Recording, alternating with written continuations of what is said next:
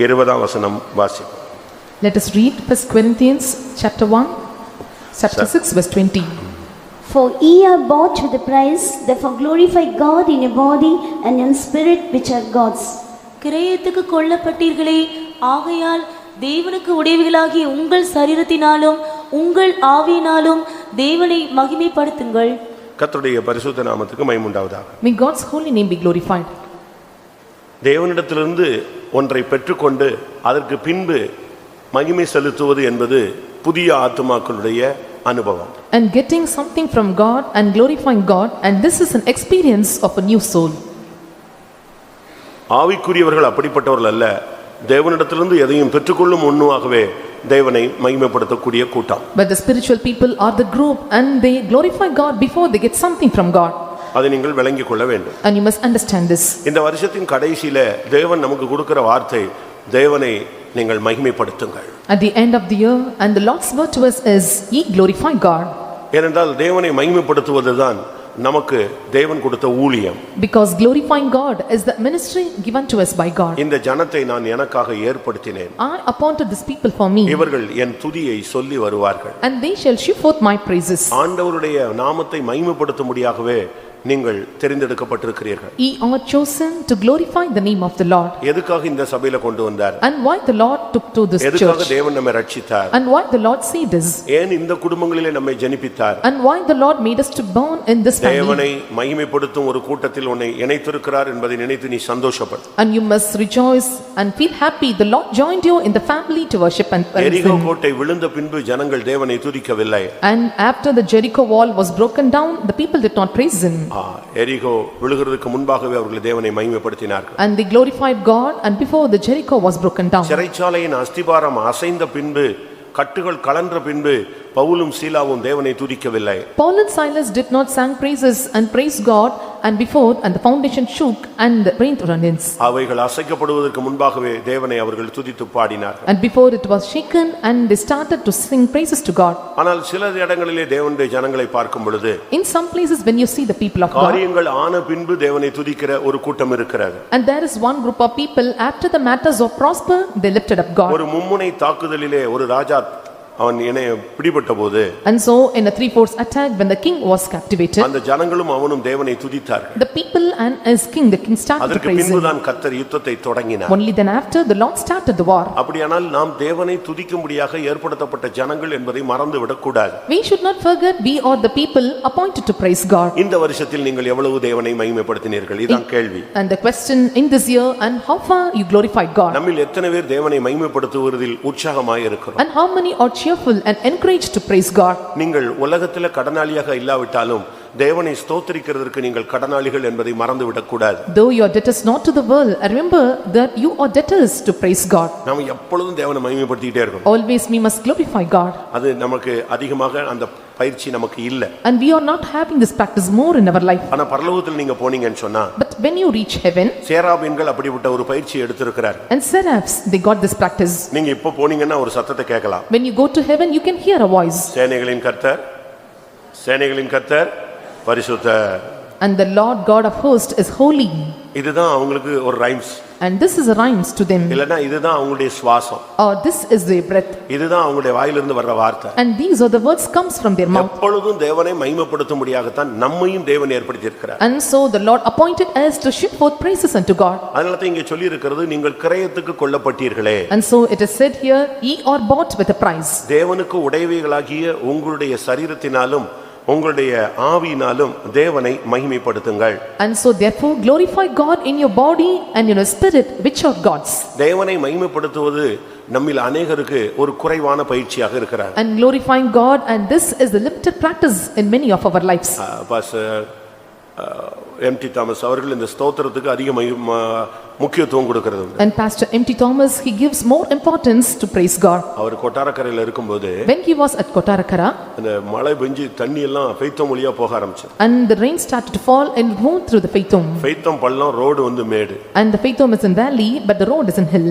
ஜனங்களுக்கு தண்ணி வெளியே போகலன்னு உடனே அவங்க கோயிலுக்குள்ள கூடி தான் தண்ணி போகணும்னு சொல்லி பயங்கர பிரச்சனை பண்ணாங்க. And there was no way for the water to go out. They started to create a problem because of the Faithom, and it was tight. stacking there. பெய்தோம் வாசல்ல பாத்தீங்கன்னா பயங்கர குழிகள். And in the Paithom near gate we can see there was a pit. அது பயங்கர பிரச்சனையாக இருந்து ஊர்வலம் நடத்துனாங்க, பிரச்சனைகள் எல்லாம் பண்ணாங்க. It was become terrible problem and they started to conduct rallies. அப்ப இவர் ஒரு ஸ்தோத்திர ஜெபத்தை ஏறெடுத்தார். And he started praising God. எல்லா ஜனங்களையும் வர வச்சு ஸ்தோத்திரம் பண்ணு. He called all the people and praised God. இந்த பிரச்சனைக்கு ஒரு முடிவு உண்டாகும். And there must be a problem to end for this problem. இல்லனா காவா வந்து ஜனங்க சர்ச்சுக்குள்ள ஓடி போணும்னு அவங்க பிரச்சனை பண்றாங்க. And also they said that and this way might go through the church. நல்ல ஸ்தோத்திரம் பண்ணும்போது And when they started to praise God well, அந்த நாட்கள்ல மழை பெஞ்சு தண்ணி கடந்ததுனால, சரியான மழை பெஞ்சதுனால ஒரு மினிஸ்டர் அதுல கிராஸ் பண்ணி போனாங்க. And so because of the water stagnant in the place, the minister crossed that road. அவன் வந்த வேகத்துல அந்த கான்வாயோட வந்தான், வேகமா வரும்போது நேரா போய் குழிக்குள்ள விழுந்துருச்சு வண்டி. And so when they came speedily in the car and they entered or they went into the car. அவ்வளவுதான். அவன் திருப்பி அவன் சட்டசபைக்கு போன உடனே இந்த பிரச்சனையை பேசி உடனே இந்த ரோட உயர்த்தணும், ரோட மூடணும்னு சொல்லி ரோட கிளியர் பண்ணி தண்ணி போறதுக்கு வழி பார்க்கணும்னு உடனே சர்ச்சுக்குள்ள எல்லாம் போக கூடாது, அடுத்த வழியா போகணும்னு சொல்லி அவனே ஆர்டர் கொடுத்து எல்லாமே ஃபைனல் ஆகி பிரச்சனை முடிஞ்சு. And he went to the assembly and immediately made a decree or order saying that and there must not be the water passing through the faith home and it must pass through another way, and he made order on that day itself. கோயம்புத்தூர்ல ஒரு pastor இருந்தபோது, And when a pastor was at Coimbatore ஒரு இடத்தை வாங்கிட்டு அந்த இடத்தை விற்க முடியாம ரொம்ப கஷ்டப்பட்டாங்க. and they purchased the land, they are not able to sell the land. எந்த சூழ்நிலையும் விற்க முடியாது, அதை மீட்டெடுக்க முடியல. At any situation they cannot redeem it and they cannot sell it. அதுவே ஒரு பிரச்சனையாகி அவருக்கு மாற்றமாக வந்து நின்றது. And that became a problem and he was got a transfer. அந்த பிரச்சனையில தலையிட்டாரு, அதுல சால்வ் பண்ண தெரியல அப்படினு சொல்லி கூட மாற்ற கொடுத்தாங்க. And also they gave transfer because he involved the problem and not able to solve the problem. Pastor Lukka அவர்கள் போனபோது When Pastor Luke transferred to that place, அந்த சூழ்நிலை எல்லாம் போய் பார்த்துட்டு சரி இது நம்மளால ஒண்ணும் செட் பண்ண முடியாதுன்றார். and looking into the situation said that and we cannot set right this matter. அப்ப ஆண்டவர்ட்ட வந்து சொன்னார், And they said unto God, நான் வேணா ஒரு 5000 ஸ்தோத்திரம் பண்றேன், and I will praise 5,000, எனக்கு அவ்வளவுதான் அது வேணா செய்றேன், and only I can do this. மற்றபடி இதுல போய் என்னுடைய தலையை நுழைக்கிறதுக்கு நான் விரும்பல. I don't want to involve my head in this matter. 5000 ஸ்தோத்திரம் பண்ணுவாங்க. And we must offer 5,000 praises. திரும்ப என்ன பண்ணாரு, And once what he did, எல்லா லோக்கலையும் வர வச்சு and he made all the local persons, மொத்தம் எல்லாரும் இந்த விஷயத்துக்காக ஸ்தோத்திரம் பண்ணுங்க. and he asked them to praise God with all accord.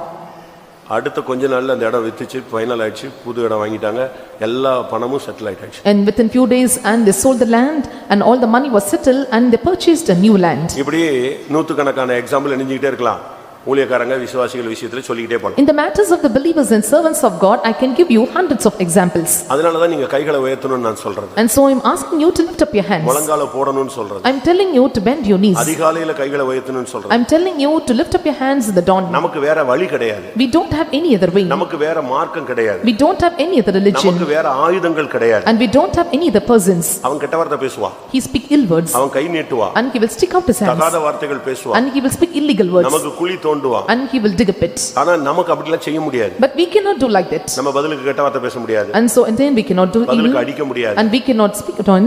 பதிலுக்கு அவனுக்கு குழி தோண்ட முடியாது. And we cannot dig a pit in them. ஆனா உன்னுடைய முழங்கால் தான் அந்த ஆயுதம். But your kneeling down is a நீ weapon. கண்ணை மூடி கண்ணீர் சிந்தறிய அதுதான் பெரிய ஆயுதம். You close your eyes and shedding your tears, that is the greatest weapon. வசனத்தை பிடிச்சிட்டு போராடுறிய அதுதான் நம்முடைய ஆயுதம். Holding on the word of God when you struggle with God, that is the greatest weapon. ஆட்டுக்குட்டியின் இரத்தத்தினாலும் சாட்சியின் வசனத்தினாலும் அவனை ஜெயித்தார்கள். And by the blood of the lamb and the word of testimony they overcame him. நம்முடைய போராயுதங்கள் மாம்சத்துக்குரியவைகள் அல்ல. And our weapons of war is not of the carnal. அரண்களை நிர்மூலமாக்கத்தக்க தேவ பலமுள்ளவைகள். And so it is able to cast out all the strongholds. உன் ஜெபத்துக்கு முன்னால உன் முழங்காலுக்கு முன்னால உன் கையெடுக்கு முன்னால எந்த ஒரு சக்தியும் நிக்க முடியாது. And before your knees, before your prayers and before your tears, and no power can stand before you. இப்பொழுது நீங்க டெய்லி வீட்ல ஒரு ஜெபத்தை பண்ணுங்க. Even today you must offer a prayer at house. இந்த ஆட்சியில சட்டங்கள் மாறும், இன்னும் மாறும். In this government and the rules and laws will be changed. இன்னும் கொடுமையான சட்டங்கள்லாம் வரும், நீங்க வெயிட் பண்ணி பாருங்க. And patiently wait and see and they will frame new rules. ஆனா அதுக்கு முன்னால நம்ம சரியா ஜெபிச்ச அந்த ஆவியை என்ன செய்யணும், கட்டணும். Before that and we have to rightly pray and bind those spirits. இப்பவே அந்த சட்டம் வந்து கலவரம் வந்துகிட்டு இருக்கு. Now the commotion started and the rules were framed. ஆவியானவர் வருகிற வரைக்கும் அந்த ஆவியானவர் அதை என்ன செய்யணும், தடுக்கணும். Till the coming of the Spirit of God, and the Spirit of God must hinder these things. நீங்க நினைக்கிற மாதிரி இருக்காது இனிமே. And so it not be the situation what you think at now. வருகை நெருங்க ஆட்சி எல்லாம் வித்தியாசமாவே வந்துகிட்டே இருக்கும். The coming of the Lord is coming nigh, and so and the rules and the things of the government is changing. இப்பவே north இந்தியால எத்தனையோ பேர் சுட்டு கொல்லப்பட்டாங்க, செத்துட்டாங்க. At present at North India many were shot down and many were killed. அப்படினால நாம இந்த இதுலாம் சரியா ஜெபித்து ஸ்தோத்திரம் பண்ணாதான் இந்த ஆவியெல்லாம் கட்டப்படும். And so we have to offer praises and rightly pray, then only we can bind the spirits. சரீரத்தின் சரீரத்தினால் தேவனை மகிமைப்படுத்துங்கள். And you must glorify God through your body. அப்படின்னா என்ன? What does it mean? சரீரத்திலே எப்படி தேவனை மகிமைப்படுத்துகிறது? How we can glorify God in our body? அதுதான் முழங்கால். And that is kneeling அதுதான் down, கைகளை உயர்த்துதல். lifting up your hands. அதுதான் உபவாசம் போடுதல். That is taking fasting. அதுதான் சத்தமா ஆவியில நிறைஞ்சு அந்நிய பாஷை பேசுதல். That is filling in spirit louder and speaking in unknown tongues. ஆவியினாலே தேவனை மகிமைப்படுத்துங்க. And you must glorify God in spirit. உனக்குள்ள தேவ ஆவியானவர் வந்து நீ நல்லா வர்ஷிப் பண்ணணும். The spirit of God must come in you and you must worship him well. நம்ம ஆளுங்க பாருங்க சர்ச்சில வர்ஷிப் பண்ணா வெக்கப்படுறாங்க. And when you see our persons and they feel shame and shy to worship God in the church. White and white போடுறதுக்கு நம்மால் வெக்கப்படுறாங்க. And the people to come in white garments they feel shame. Bible தூக்கிட்டு வரதுக்கு நம்மால் வெக்கப்படுறாங்க. And they feel shame to carry their Bible. நீங்க மத்த மார்க்கத்தை பாருங்க. But when you see in another religion நீங்க யோசிச்சு பாருங்க. and consider, அவங்க கருப்பு Dress போடுறதுக்கு வெக்கப்படுறாங்களா? and do they feel shy or shame to come in black garments? சிவப்பு Dress போடுறதுக்கு வெக்கப்படுறாங்களா? Do they feel shy to come in red garments? மஞ்சள் Dress போடுறதுக்கு வெக்கப்படுறாங்களா? Do they feel shame to come in yellow garments? பச்சை Dress போடுறதுக்கு வெக்கப்படுறாங்களா? Do they feel shame to come in green garments? Melmaruvathur போறதெல்லாம் சிவப்பு Dress போடுது. And all that are going to Mel Marwatur are going in red color garments. வாலிப பிள்ளைகள் எல்லாம் red and ரெட்ல churidar போட்டு போடுங்க. And all youth girls and they are wearing the red garments and red chudidar. நீங்க திருத்தணி திருப்பதி பாத்தீங்கன்னா மஞ்சள் Dress போட்டு சுத்துறான். When you go to Tirthani and Tirupati and they go in yellow garments. Palani Vaitheeswaran போனீங்கன்னா காவி கலர் போட்டு சுத்துறான். And so when you go to Palani Vaitishwaran and they go in at the scope. Tiruchendur போனீங்கன்னா அவன் எல்லாம் பச்சை Dress போட்டு சுத்துறான். And so when you go to Tiruchendur and they were going in green garments. சபரிமலையை பாத்தீங்கன்னா கருப்பு Dress போட்டு சுத்துறான். And when you go to Sabarimalai and they go in black garments. அவங்க அதெல்லாம் வெக்கப்படுறாங்க? Do they feel shame to go in these garments? முஸ்லிம் பாத்தீங்கன்னா இவன் எடுத்துக்கு தாடி வச்சுக்கறான். And so when you see the Muslims and they keep the beard till this end. நம்ம பையங்கள்லாம் இப்ப முஸ்லிம் ஆகணும்னு ரொம்ப ஆசைப்படுறான். நீ முஸ்லிம் அம்மா அப்பாவுக்கு பிறந்திருந்தா பிரச்சனை இல்ல. நீ பிறந்தது பெந்தேகோஸ்ல என்ன பண்றது? And our boys wanted to become a Muslim boys and you were born in a Pentecostal background and what can you do? ஆனா அவங்க எல்லாம் இப்படி சரீரத்துல தேவனை அவங்க அறிஞ்ச அந்த கடவுள் கல்லுக்கும் மண்ணுக்கும் அப்படி வழிபடும்போது நாம எப்படி தேவனை மகிமைப்படுத்தணும்? And when they were worshipping the Lord made out of stone and sand, and how far we have to worship our God? ரோட்ல உருள்றாங்க. And they were moving and rolling in the roads. பறக்கும் காவடின்னு முதுகுல கொக்கி போட்டு தொங்குறாங்க. And so and they are hanging around in the back and they are using this kavadi. மண் சோறு சாப்பிடுறேன்னு இலை இல்லாம தரையில போட்டு சோறு சாப்பிடுறான். And they are spreading and eating without leaves in the sand. நீங்க என்ன செய்றீங்க? What are you doing? பாதயாத்திரை போறான். இங்க இருந்து திருப்பதிக்கு போறான். சவுத்ல கன்னியாகுமரி டு திருப்பதி வர்றான். And so from south to Kanyakumari and they are journeying with walk. நீ தேவனுக்கு சரீரத்தினால என்ன மகிமைப்படுத்துகிறாய்? And so how far you are glorifying God in your body? உனக்கு இந்த கோயிலுக்கு வர்றதுக்கு ரொம்ப கஷ்டமா இருக்கு. And you feel very difficult to come to this church. எத்தியோப்பிய மந்திரி எத்தியோப்பியாவில இருந்து அவன் ஆராதிக்கிறதுக்காக எருசலேமுக்கு வந்தான்னு பைபிள் சொல்லுது. The Bible says the Ethiopian eunuch and to worship God he came from Jerusalem. உனக்கு டூ வீலர் கொடுத்திருக்காரு, கார் கொடுத்திருக்காரு, வசதி கொடுத்திருக்காரு, வாய்ப்பு கொடுத்திருக்காரு. நல்ல ஒயிட் அண்ட் ஒயிட் போட்டு தேவனை மகிமைப்படுத்தலாம். நான் கிறிஸ்தவன் தைரியமா சொல்லலாமே. And the Lord has given you two-wheeler vehicle and all the chances and opportunities to worship God and boldly you can say that I am a Christian. இப்ப முஸ்லிம் மட்டும் அந்த குடியுரிமை கொடுக்க முடியாதுன்னு சொல்றான். அதுக்கு ஒரு ரீசன் சொல்றாங்க. அமெரிக்கா, லண்டன் இதெல்லாம் டைட் பண்ணிடுவாங்க இந்தியாவை அப்படின்னு கிறிஸ்தவனுக்கு மட்டும் வாய்ப்பு கொடுத்திருக்கிறதா ஒரு எம்பி பேசி இருக்கிறான். And so one MLA has spoken like this and that and so they have given not the citizenship only for the Muslims because when they tie the Christians and other foreign countries will tie the country. இன்னும் கொஞ்ச நாள்ல ஒரே சட்டம் வரும், civil சட்டம் வரும். And so on Samadhi will get the same rules. இப்ப முஸ்லிம்ஸ்க்கு இருக்கிற சட்டத்தை உடைச்சிட்டாங்க. And now they have broken the act which passed for the Muslims. அடுத்து இப்ப கிறிஸ்தவனுக்கு இருக்கிற சலுகையை உடைப்பாங்க. And also they will break away all the scholarship given for the Christians. ஆட்டோமேட்டிக்கா ஒரே சட்டத்துல வரும். நம்ம எல்லாரும் ஆட்டோமேட்டிக்கா அடிபடுவோம். And so we all will be framed in a single role and we will be automatically withdrawn. அதுக்கு அடுத்து ஒரு क्वेश्चन வருது. And there was a next question. இப்ப எக்ஸாம் எழுத சொல்லி இருக்காங்க. இந்த TNPSC அதெல்லாம் எழுத வருது. இந்த மெடிக்கல் கவுன்சில்லாம் வரும்போது நீ எந்த மதம் அடுத்து ஒரு क्वेश्चन உள்ள நுழைக்கிறாங்க. And then they are given a next question and which religion when you belong and when you are writing the TNPC and another medical examinations. நம்ம ஆளுங்க பாதி பேர் இந்துங்கற பேர்ல தான் வேலையில இருக்கீங்க. And most of you in the name of Hindus and you are in job. அடுத்த சட்டம் வரும்போது இது அவ்வளவு அடிபடும். And when you come next act or next rules comes out and you all will be beaten up. கிறிஸ்தவன்னா இந்த சலுகை கிடையாதுமா. அதுல அப்பதான் தெரியும் நம்மால் சத்தியத்துல நிப்பானா And so நிக்க மாட்டானான்னு தெரியும். and they frame the rules for the Christians they will not be given the scholarship then only we can see whether our Christians will stand in this truth or not. Scholarship cut ஆகும். And your scholarship will be cut off. Quota cut ஆகும். And all your quotas will be cut down. வேலைகள் ரத்தாகும். And your works will be வேலை destroyed. வாய்ப்பு சலுகைகள் ரத்தாகும். And all the media gain will be dismissed. இதுதான் அவனுடைய target. And this is his target. நீ கிறிஸ்தவன் தானே அப்ப நீ இது அப்படிமா இப்படியே கொண்டு வந்து நம்மள ஒரு இடத்துல வந்து நெருக்கி நிப்பாட்டிரும். And they will say that and you are a Christian and they will place you in a tight corner. ஒரு கூட்டம் அப்ப நிக்கும். And one group will stand there. N புறாவோ N உத்தமியோ ஒருத்தியே. My dove, my antiphil is but one. அப்படி வரும், ஒரு கட்டம் வரும். அதுதான் வருகையின் நேரம். And there comes a state and that is the time of the coming of the Lord. அந்த group தேவனை நோக்கி அலறும், அப்பதான் வருகை வரும். That group shouts unto God and there will be the coming of God. ஆனாலும் இதுக்கு மத்தியில ஒரு கூட்டம் ஜனங்கள் அக்னியில மலர்ந்த மலர்கள் போல நிக்கும், சத்தியத்துக்காக நிக்கும். In midst of these trials and situations, one group of people will stand like the flowers which is வேதம் சொல்லுகிறது, உங்கள் சரீரத்தினால் தேவனை மகிமைப்படுத்துங்க. The Bible says, glorify God in your body. உங்கள் ஆவியினாலே தேவனை மகிமைப்படுத்துங்க. And glorify God in your spirit. ஆவியில் நிரம்ப வெட்கப்படக்கூடாது. And don't feel shame to fill in spirit. தேவனை பாடி கைத்தட்டி பாடுறதுக்கு வெட்கப்படக்கூடாது. And you should not feel shame to clap hands and fill in முழங்கால் spirit. போடுறதுக்கு வெட்கப்படக்கூடாது. And don't feel shame to bend your knees. நகைய கலத்த வெட்கப்படக்கூடாது. And don't feel shame to remove your jewels. தாடி எடுக்கிறதுக்கு வெட்கப்படக்கூடாது. And you should not feel shame to take your mustache and beard. white and white போடுறதுக்கு வெட்கப்படக்கூடாது. And you should not feel shame to come in white garments. Bible தூக்கிட்டு வரதுக்கு வெட்கப்படக்கூடாது. And don't feel shame to carry your Bible. உன் வீட்ல சத்தமா ஜெபிக்கிறதுக்கு நீ வெட்கப்படக்கூடாது. And you should not feel shame to shout aloud and pray in your house. நீ உன் வேலை ஸ்தலத்துல சத்தியத்தை சொல்ல வெட்கப்படக்கூடாது. And you should not feel shame to proclaim the word of God and truths in the Bible என்ன house. சொல்லுகிறது? What does the Bible say? என்னுடைய நாமத்தின் நிமித்தம் நீங்கள்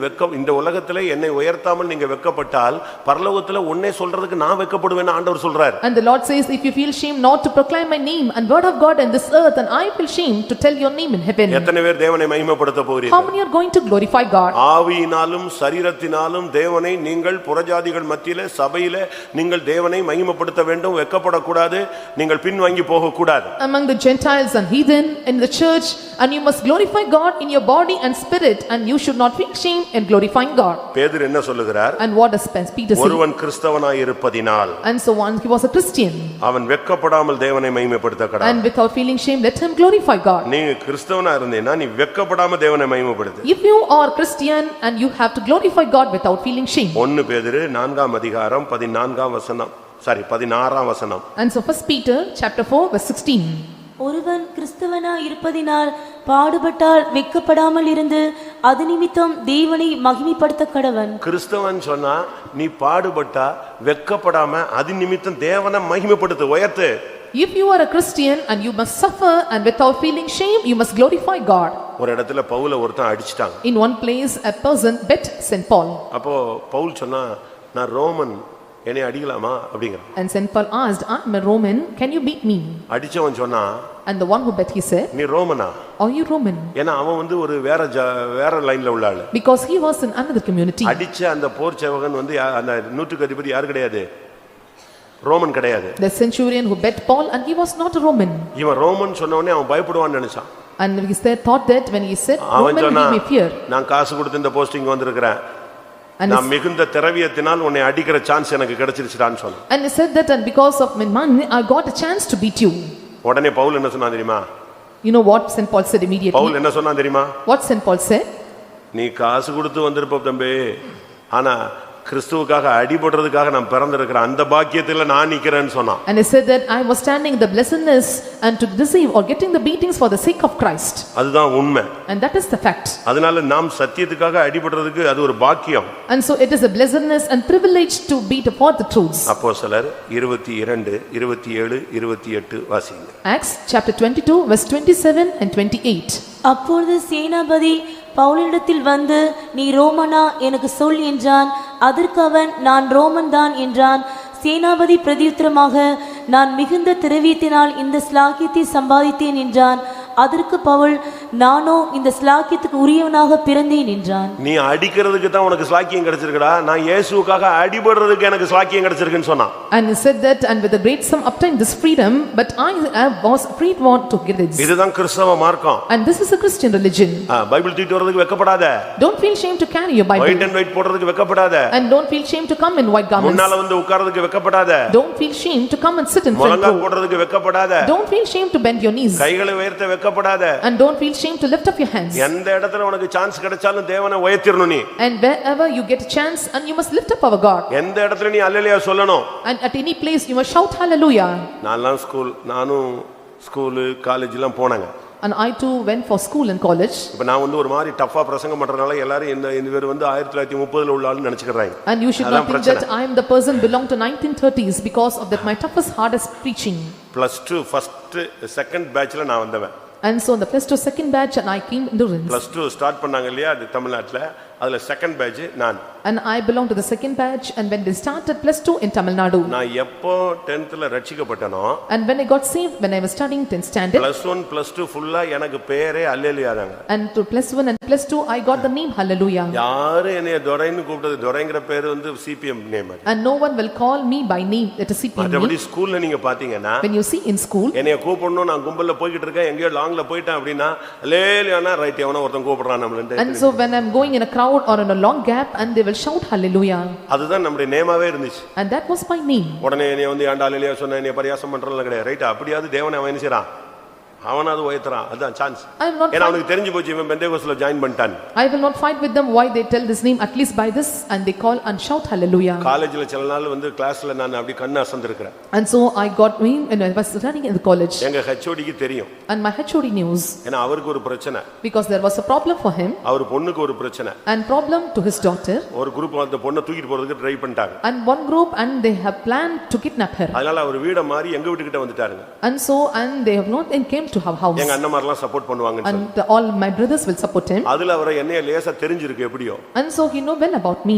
நான் ஒரு நாள் கண்ண அசந்துட்டேன். and so one day and I was saying உடனே என்ன கண்ண அசந்துட்டீங்க அப்படினாரு. பக்கன்னு எனக்கு ஐயோ கிளாஸ்ல தூங்கிட்டமேன்னு அப்படி தடுமாறேன். and so நைட் ஏதாவது நீங்க prayer போயிருப்பீங்களோ அப்படினாரு. and I perplexed and said and I asked me and whether you attended any prayers at night. நீங்க ஆல் நைட் பிரேயர் அப்படிலாம் நடத்துவாங்கல பெண்டிகாஸ்ட்ல அதுல போயிருப்பீங்களோ. and whether you attended all night prayer attended at Pentecostal church. இப்படி தான் அவங்களுக்கு என்னைய தெரியுமே. and this is how and he known about me. அதனால ஆண்டவரை மகிமைப்படுத்துறது நம்மள ஒருத்தன் அல்லேலூயாங்கிறது இதுக்கெல்லாம் நீங்க கவலைப்பட வேண்டிய அவசியமே கிடையாது. இதெல்லாம் தேவனை மகிமைப்படுத்துகிற ஒரு வாய்ப்பு. when someone is mocking at you or jesting at you by telling hallelujah and these are the chances for them to glorify God. பரியாசத்துக்கு இடம் கொடுத்துற கூடாது. and you should not give room for a mocking. அது தேவனை மகிமைப்படுத்துவதற்கு ஏதுவாக அமைய வேண்டும். and it must be to glorify God. தேவனை நீ மகிமைப்படுத்துறதுல வெட்கப்படாத. and you should not feel shame to glorify God. கிறிஸ்துவுக்காக பாடுபடும் பொழுது நீ வெட்கப்படாமல் இருந்து தேவனை கிறிஸ்தவனாய் இருப்பதினால் நீ பாடுபட்டால் வெட்கப்படாமல் இருந்து தேவனை மகிமைப்படுத்து.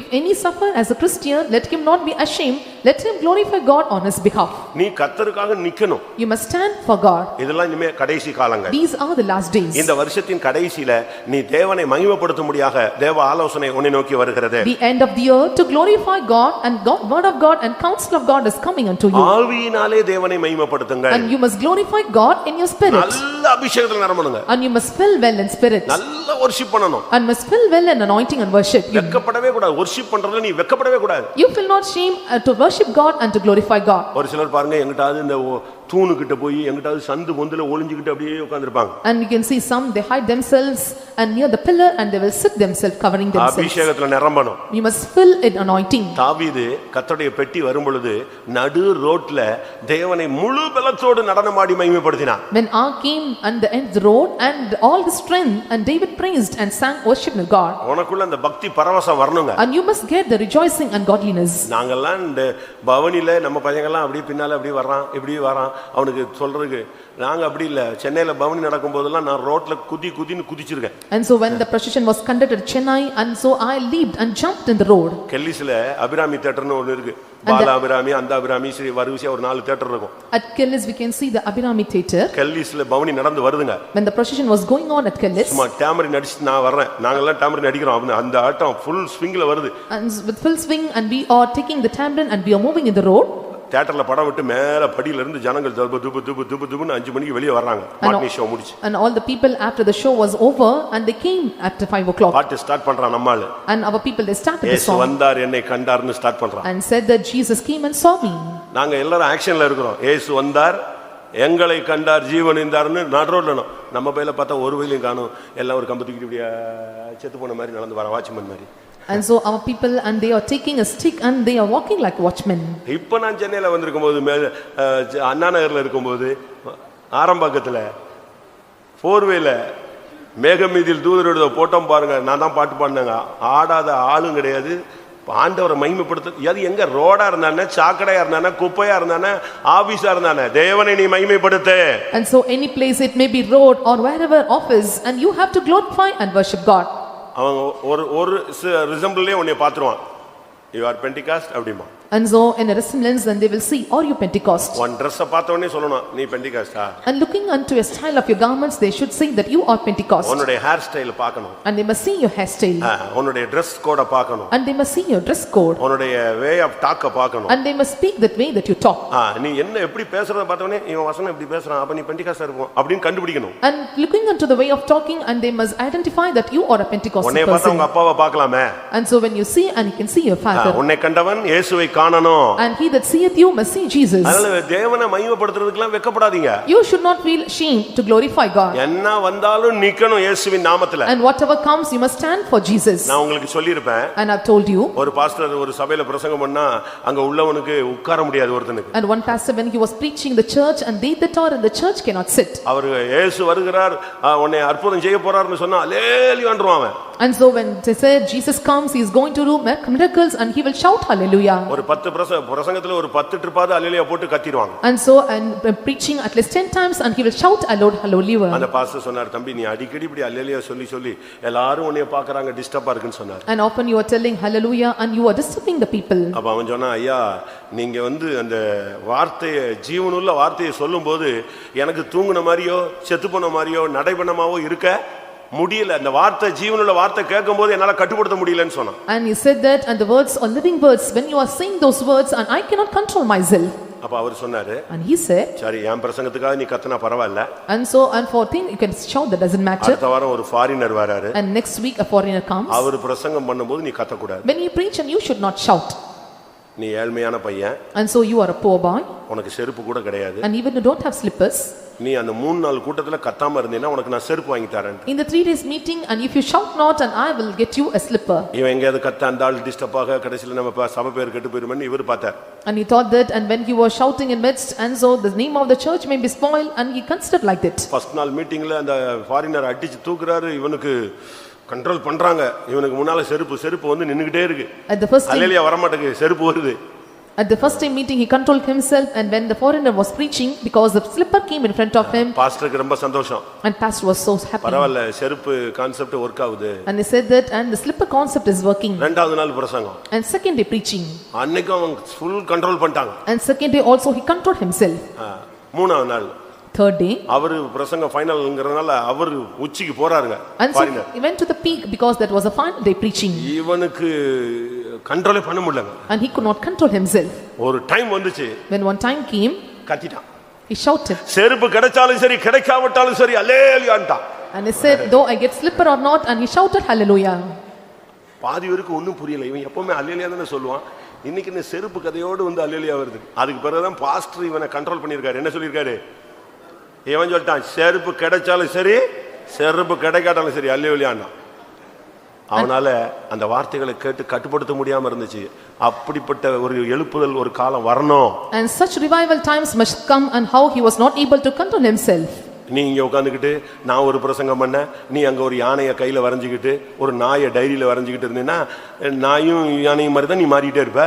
And if you are drawing the elephant and dogs in your hands and diaries, and you will become like a dog and elephant. இல்ல அங்க உட்கார்ந்து கப்பல் செஞ்சுக்கிட்டு இருந்து அங்க விசிறி செஞ்சுட்டு இருந்தேன்னா சாகர வரைக்கும் விசிறி வீசிட்டே இருக்க வேண்டியதான். And so if you are making a fan with the papers until the end of your life, and you have to make this fans. இல்ல பிள்ளையை கொடுத்துக்கிட்டு அதுக்கு ஒரு 2-3 டாய்ஸ் கொடுத்து விளையாண்டுட்டு இருந்தேன்னா நீயும் சாகர வரைக்கும் விளையாண்டுக்கிட்டே இருக்கலாம் வாழ்க்கையில. If you are giving toys, and if you are playing with your children until the end of your life, you have to play with them. தேவனை மகிமைப்படுத்து.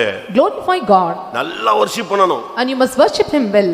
முழங்கால் படிடுவோம்னா முழங்கால் நின்னு நல்ல கைகளை உயர்த்தி முழு பலத்தோடு முழு ஆத்மாவோடு தேவனிடத்துல அன்பு கூர்ந்து ஜீவன் உயிருக்குள்ள என்ன இருக்கோ உயிரை வச்சு நீ தேவனை துதிக்கணும். With all your strength and life and might, and you have to give your life, and you must bend your knees and worship and glorify God. தமிழ்ல சவுத்துல சொல்லுவாங்க, நீ துதிக்கும் போது உன் அடி வயிற்றில இருந்து அந்த சத்தம் வரணுமா. And so in Tamil they used to say in south side, and when you praise God from the bottom of your stomach, from your belly, you must shout and loud. இதெல்லாம் கேட்டுட்டு தான் பிரசங்கத்துல சும்மா full swingல அடிக்கிறது நாங்க. And hearing all these things, and we are preaching with full swing in all of our sermons. எத்தனையோ trip பிரசங்கம் உச்ச கட்டத்துக்கு போகும்போது வயிறு அப்படி விண்ணுன்னு இழுக்கும். திரும்பி ரூம்ல போய் துப்புனா ரத்தமா வரும். Many a times while I was preaching and I feel a great feel in my stomach, and so when I go to the room I have to spit blood. நம்முடைய ரத்தம் தேவனை கூப்பிடும். Our blood must call our God. அப்படிதான் Bible சொல்லுது. That's what the Bible says. ஆபேல் செத்து போயிட்டான். ஆண்டவர் சொல்றாரு, Abel died. ஆபேலின் ரத்தம் என்னை நோக்கி கூப்பிடுது. ரத்தத்தில் என்ன உண்டு? உயிர் உண்டு. உன் உயிர் தேவனை துதிக்கணும். And when Abel died, God said, and his blood is calling me, and your life and blood must praise and worship God. உன்னையும் என்னையும் உண்டாக்குனதுக்கு மனுவை படைத்தான். எதற்காக? மனுவை படைத்தான். எதற்காக? தன்னை வணங்க. And so the Lord created man to worship you God, or to worship God alone. அதுதான் பைபிள் சொல்லுகிறது, இந்த ஜனத்தை எனக்காக ஏற்படுத்தினேன், இவர்கள் என் துதியை சொல்லி வருவார்கள். That's what the Bible says, and I appointed this people for my name's sake, and they shall show forth my praises. சங்கீதம் 69:30 பார்க்கும் பொழுது, when we look into Psalm 69 verse 13, தேவனுடைய நாமத்தை பாட்டினாலே துதித்து அவரை ஸ்தோத்திரத்தினாலே மகிமைப்படுத்துவேன். பாட்டினாலே தேவனை துதித்து, அதுக்கு தான் நான் பாட்டு புத்தகத்தை பத்தி சொன்னேன் உங்களுக்கு. I will praise the name of the Lord with song, and so I told you about the hymn books. நல்லா பாட்டு பாடுங்க. You must sing well. பரலோகத்துல போனீங்கன்னா பாட்டு பாடுறது அது ஒரு டைம், அதுதான் டைம் பாசிங்க பரலோகத்துல. And when you go to at heaven you can see, and singing songs are a time passing or hobby. நல்லா பாட்டு பாடணும். You must sing well. ஆண்டவரை நல்லா பாடணும். And you must sing praises unto God. ஆணும் சரி பெண்ணும் சரி. And both male and female. வாலிபர்களும் சரி வயோதிபர்களும் சரி. And all the youngsters and old people. சின்ன பிள்ளைகளே உங்க பிள்ளைகளை பாடகர்களாக கொண்டு வாங்க. And you have to bring up your child and teach them to sing, and from their old young age itself. இன்னைக்கு நம்ம எத்தனை பேர் தேவனை பாடுறோம்? And how many are singing song unto God? சந்தோஷம் உள்ளவன் இப்படி கை தட்டுறாள்லாம் பார்த்திருக்கீங்களா? இப்படி கை தட்டுறாள்லாம் பார்த்திருக்கீங்களா? அதெல்லாம் கர்த்தருடைய மகிமைப்படுத்துறதா? ஓசையுள்ள கைத்தாளத்தோடு கர்த்தரை துதியுங்கள். And you have to sing songs unto God, and with your mouth and hands. நல்ல கர்த்தரை நீ உயர்த்தணும். And you have to lift up and glorify God. ஸ்தோத்திர பலியிடுகிறவன் என்னை மகிமைப்படுத்துகிறான். He that offereth thanksgiving glorifieth me. 50ஆம் சங்கீதம் 23ஆம் வசனம் சொல்லுகிறது. Psalm 50 verse 23 says this. எபிரேயர் 13:15 என்ன சொல்லுகிறது? What Hebrews chapter 13 verse 25 says. ஸ்தோத்திரம் செலுத்துவது அது ஒரு கனி என்று சொல்லி இருக்கிறார். And praising God or giving thanks unto God, it is the fruit. ஓசியா 14:2 என்ன சொல்லுகிறது? 14:2 of Hosea what it says. உதடுகளின் காலை அதுதான் தேவனை ஸ்துதிக்கிற ஒரு சத்தம். And so the fruit or lips of our calves is praising and shouting unto God. உன்னுடைய ஸ்தோத்திரம் ஒரு கனியாக ஏறெடுக்கப்பட வேண்டும். உன்னுடைய ஸ்தோத்திரம் ஒரு காளையாக பலியாய் மாற வேண்டும். And your praises must be offered as a fruit, or it must be turned as a calves unto God. கர்த்தரை நல்லா ஸ்தோத்திரம் பண்ணணும். And you must praise God well. ஒரு நிமிஷத்துக்கு குறைஞ்சது 120 ஸ்தோத்திரம் பண்ணலாம். And you can offer minimum 120 praises in a minute. நான் சொல்றது கவனிங்க. Listen carefully ஒரு what I நிமிஷத்துக்கு say. எவ்வளவு பண்ணலாம்?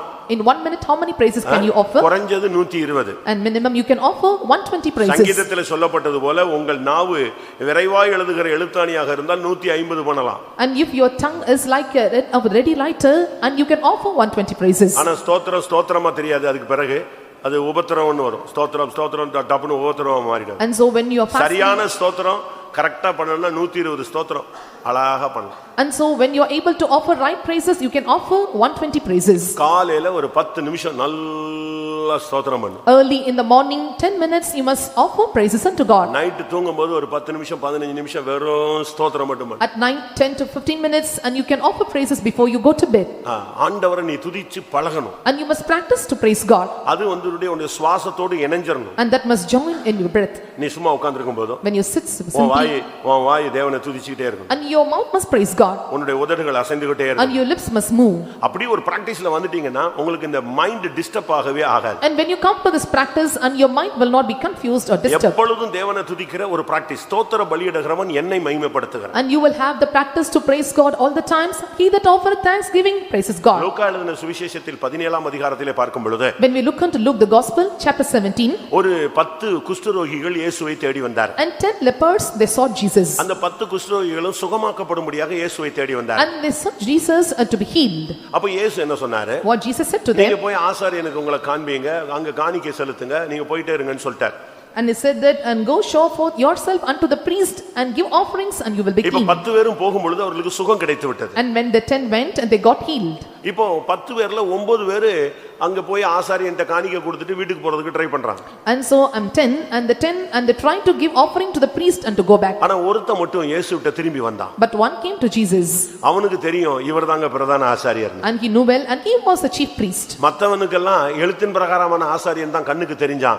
இவனுக்கு மட்டும் தான் ஆவியில இவர்தாங்க பிரதான ஆசாரியர், மெல்கிசேதேக்கின் முறைமையின்படி உள்ள ஆசாரியர்னு இவரை தேடி திரும்பி ஓடி வந்தான். And for other 9 people and only they are little men and they will be known as the high priest, but for him he was able to understand he is the chief priest according to the order of Melchizedek, and he sought after Jesus. லூக்கா 17:15 பாக்கும்போது When we look at Luke chapter 17 verse 15, அவர்களில் ஒருவன் தான் ஆரோக்கியமானதை கண்டு and so one among them that he was healed திரும்பி வந்து உரத்த சத்தத்தோடு தேவனை மகிமைப்படுத்தினான். turned back and with a loud voice he glorified God. நல்ல சத்தமா தேவனை துதித்தான். Louder he praised God. அப்ப இயேசு சொன்னாரு, And Jesus said to him, இவன் என்னப்பா ஒரு ஆள் தானப்பா வந்திருக்கான், மிச்சம் 9 பேர் எங்கன்னு கேக்குறாரு.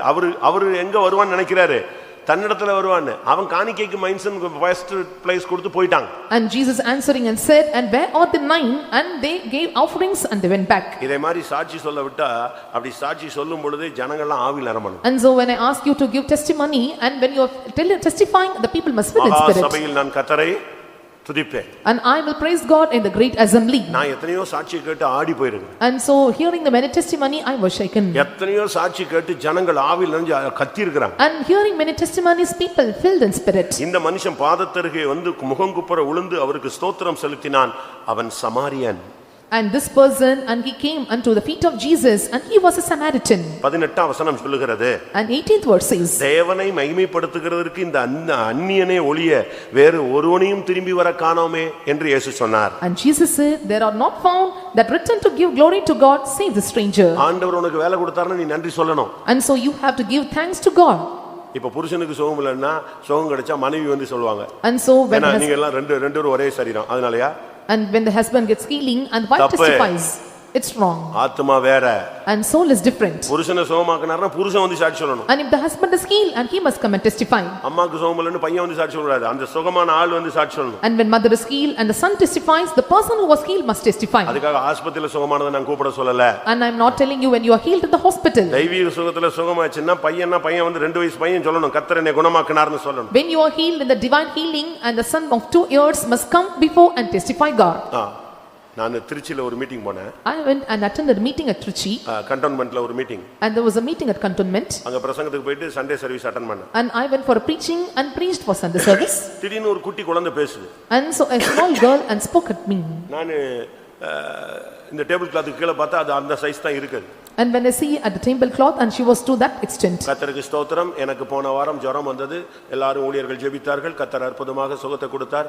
எங்க அப்பா அதிகமாக குடிக்கிறார். அவர் கோயிலுக்கு வரும்படியாக நீங்கள் அவரும் ஜெபிக்கும்படி கேட்டுக்கொள்ளுங்கள். And last week I suffered from fever. You all prayed for me. I was healed and also prayed for my father. He was a drunkard. நம்ம பையனை யாராவது எழுப்பி நிக்க சொல்லுங்க. ஊர் சுத்துறதுக்குலாம் கை கால் நல்லா இருக்கும்.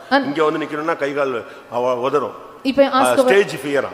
If I ask our young boys to come and testify and they will come and shiver here and they say that I gave out and stage fear. You must testify God. சாட்சி கர்த்தருக்கு முன்னால சொல்லணும். And you must testify before God. ஆண்டவரை உயர்த்தணும். You must exalt and lift up our God. நீ ஒரு சமாரியனாய் திரும்பி வந்து கர்த்தரை மகிமைப்படுத்தணும். As a Samaritan you must come back and glorify God. சில நேரங்களில sometimes வியாதி கூட நமக்கு தேவனை மகிமைப்படுத்த ஒரு வாய்ப்பை கட்டளையிடும். Sickness gives us a chance to glorify God. அப்படி பைபிள்ல நீங்க பார்க்கலாம். You can see in Bible. ஒரு வியாதி வந்த உடனே ஏதோ பிசாசுன்னு நினைப்பீங்க. When you feel sick you are thinking that it is a ஏதோ devil. பாவம்னு நினைப்பீங்க. Or you may consider it is a sin. தேவன் ஒப்பு கொடுத்துட்டார்னு நினைப்பீங்க. And you may think that and God delivered you. தேவன் கைவிட்டார்னு நினைப்பீங்க. And you may think that and God has forsaken you. வியாதியில என்ன பண்றதுன்னு தெரியாம தடுமாறுவீங்க. And you may stumble what to do in times of sickness. யோவான் 11ஆம் அதிகாரத்தை பார்க்கும் பொழுது When we look into John the Gospel chapter 11. இந்த வியாதி தேவனை மகிமைப்படுத்துவதற்கு ஏதுவாக வந்தது என்று சொல்லப்பட்டிருக்கிறது. It is said that this sickness is to glorify God.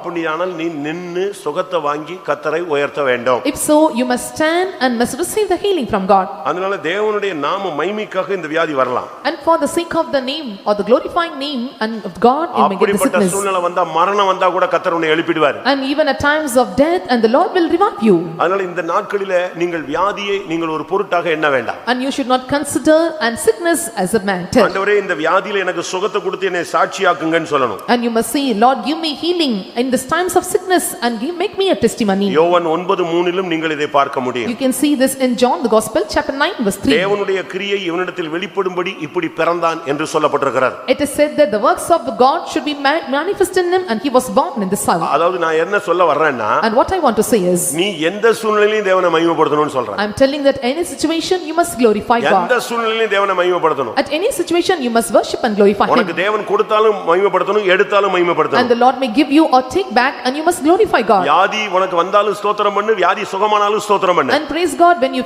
fall sick and also when you are healed you நீங்கள் இதை glorify கற்றுக்கொள்ள him. வேண்டிய ஒரு காலம். And these are the time that you must learn from him. யோபுவினுடைய புத்தகம் முதலாம் அதிகாரத்தை நான் பார்க்கும் பொழுது, When we see the book of Job chapter 1, கர்த்தர் கொடுத்தார், கர்த்தர் எடுத்தார், கர்த்தருடைய நாமத்துக்கு ஸ்தோத்திரம். and he says, Lord had taken away and have given me and bless the Lord in the name of the Lord. கொடுத்ததுக்கு நீ ஸ்தோத்திரம் பண்றது அது பெரிய சாதனை அல்ல.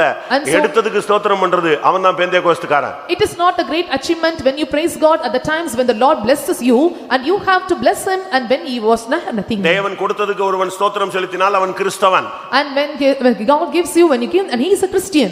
கொடுத்ததை எடுத்தால் ஸ்தோத்திரம் பண்ணுகிறவன் பெந்தேகோஸ்தேக்காரன். And when the Lord takes away but what is given to him and he is a Pentecostal கர்த்தருடைய person. பரிசுத்த நாமத்துக்கு மகிமை உண்டாவதாக. May God's holy name be glorified. என்ன பாதையில கர்த்தர் உன்னை நடத்தினாலும் அது தேவனுடைய மகிமைக்காக விளங்கும்படியாக நீ அர்ப்பணிக்க வேண்டிய ஒரு காலம். And the Lord may take you in any path and you have to surrender yourself for the glorifying name of the Lord and that it is your dedication. ஒன்று ஆவியினாலே தேவனை மகிமைப்படுத்துவது. One, you have to glorify God in spirit. இரண்டாவது சரீரத்தினாலே தேவனை மகிமைப்படுத்துவது. Secondly, and you have to glorify God in your body. மூன்றாவது ஆத்துமாவில் தேவனை மகிமைப்படுத்துவது. And thirdly, you must glorify God in your soul. லூக்கா எழுதின சுவிசேஷம் முதலாம் அதிகாரம் 46ஆம் வசனத்தை பார்க்கும் பொழுது, When we look into Luke the Gospel chapter 1 verse 46. லூக்கா 1:46, அப்பொழுது மரியாள் என் ஆத்துமா கர்த்தரை மகிமைப்படுத்துகிறது. என் ஆத்துமா தேவனை மகிமைப்படுத்துகிறது. And Mary said, my soul that magnify the Lord. அப்ப இதுல இருந்து என்ன விளங்கிக் கொள்கிறோம்? And what do we understand from உன்னுடைய this? ஆவி தேவனை மகிமைப்படுத்த வேண்டும். And your spirit must glorify உன்னுடைய God. ஆத்துமா தேவனை மகிமைப்படுத்த And வேண்டும். your soul must உன்னுடைய glorify. சரீரம் தேவனை மகிமைப்படுத்த And your வேண்டும். body should glorify God. உன்னுடைய சிந்தையில நீ தேவனை மகிமைப்படுத்தணும். And you must glorify God in your thoughts. உன்னுடைய ஆத்துமாவுக்குள்ள இருந்து தேவனை மகிமைப்படுத்தணும். And you must glorify God from your soul. உன்னுடைய சரீரத்தில தேவனை மகிமைப்படுத்துவது. And you have to glorify God from your body. சிந்தை முழுவதும் தேவனை துதிப்பதினால் நிரம்பி இருக்க வேண்டும். And all your mind must be controlled to praise God. உன் இருதயம் முழுவதும் நன்றியுள்ள இருதயத்தினால் நிரப்பப்பட்டிருக்கணும். And your heart must be filled with gratitude. உன் இருதயத்துல இருக்கிறது தான் எங்க வரும்? And what வாயில வெளிய வரும். And what comes in your heart comes out of your mouth. பாத்திரத்துல இருந்தா தானே கரண்டில வரும். And so what it is there in the pot comes in the உன் ladle. இருதயம் நன்றியினால் துதியினால் நிரம்பி இருந்தா உன் வாயில ஸ்தோத்திரம் தானா வருங்க. And when your heart filled with gratitude and thanks and automatically the praises comes from your mouth. அந்த நேரத்துல உன்னுடைய சரீரம் தானாவே கையை உயர்த்தும், முழங்கால போடும், ஆவியில நிரம்பும், அந்நிய பாஷை பேசும், கர்த்தரை ஸ்தோத்திரம் செலுத்தும். In such times automatically your body will lift up your hands, praise God, kneel hands, and also you will lift and glorify God. எப்பொழுது ஒரு மனிதனுடைய ஆத்துமா தேவனை மகிமைப்படுத்துகிறது? And when the soul of a person or a man glorify God. கிறிஸ்து உனக்குள் உருவாகும் பொழுது நடக்கிற சம்பவம். And this is the incident happens when the Christ is formed in you. அது மறுபடியும் அந்த வசனம் வாசிங்க. மரியாள் என்று சொல்லப்பட்டிருக்கிறது. It is said Mary. அப்பொழுது மரியாள் என் ஆத்துமா கர்த்தரை என் மகிமைப்படுத்துகிறது. ஆத்துமா தேவனை மகிமைப்படுத்துகிறது. And she said, and my soul glorifieth என்னுடைய God. தாழ்வில் அவர் என்னை நினைத்தார். And the Lord esteemed me and when I was in lowly state. அவருடைய இரட்சன் அடிமையின் தாழ்மையை தேவன் நோக்கி பார்த்தார். And the Lord looked unto her slavery and also the humbleness of her. வல்லமையுடையவர் எனக்கு பெரிய காரியங்களை செய்தார். And she said that, and the mighty God done the mighty our things. நாமம் பரிசுத்தம் உள்ளது. And his name is holy. என் ஆவி என் இரட்சகராகிய தேவனில் களிகூருகிறது. My spirit rejoices in God my Savior. Why? கிறிஸ்து உருவாகி விடுகிறார். And Christ is formed in her. தெய்வீக சுபாவம் உங்களுக்குள்ள உருவாகும் பொழுது உன் ஆத்மாவே தேவனை மகிமைப்படுத்த ஆரம்பிச்சிடும். உனக்கு முழங்கால் போடுங்க, கையை உயர்த்துங்க, கண்ணை மூடுங்க, ஆவியில நிரம்புங்க சொல்ல வேண்டிய அவசியமே இல்ல.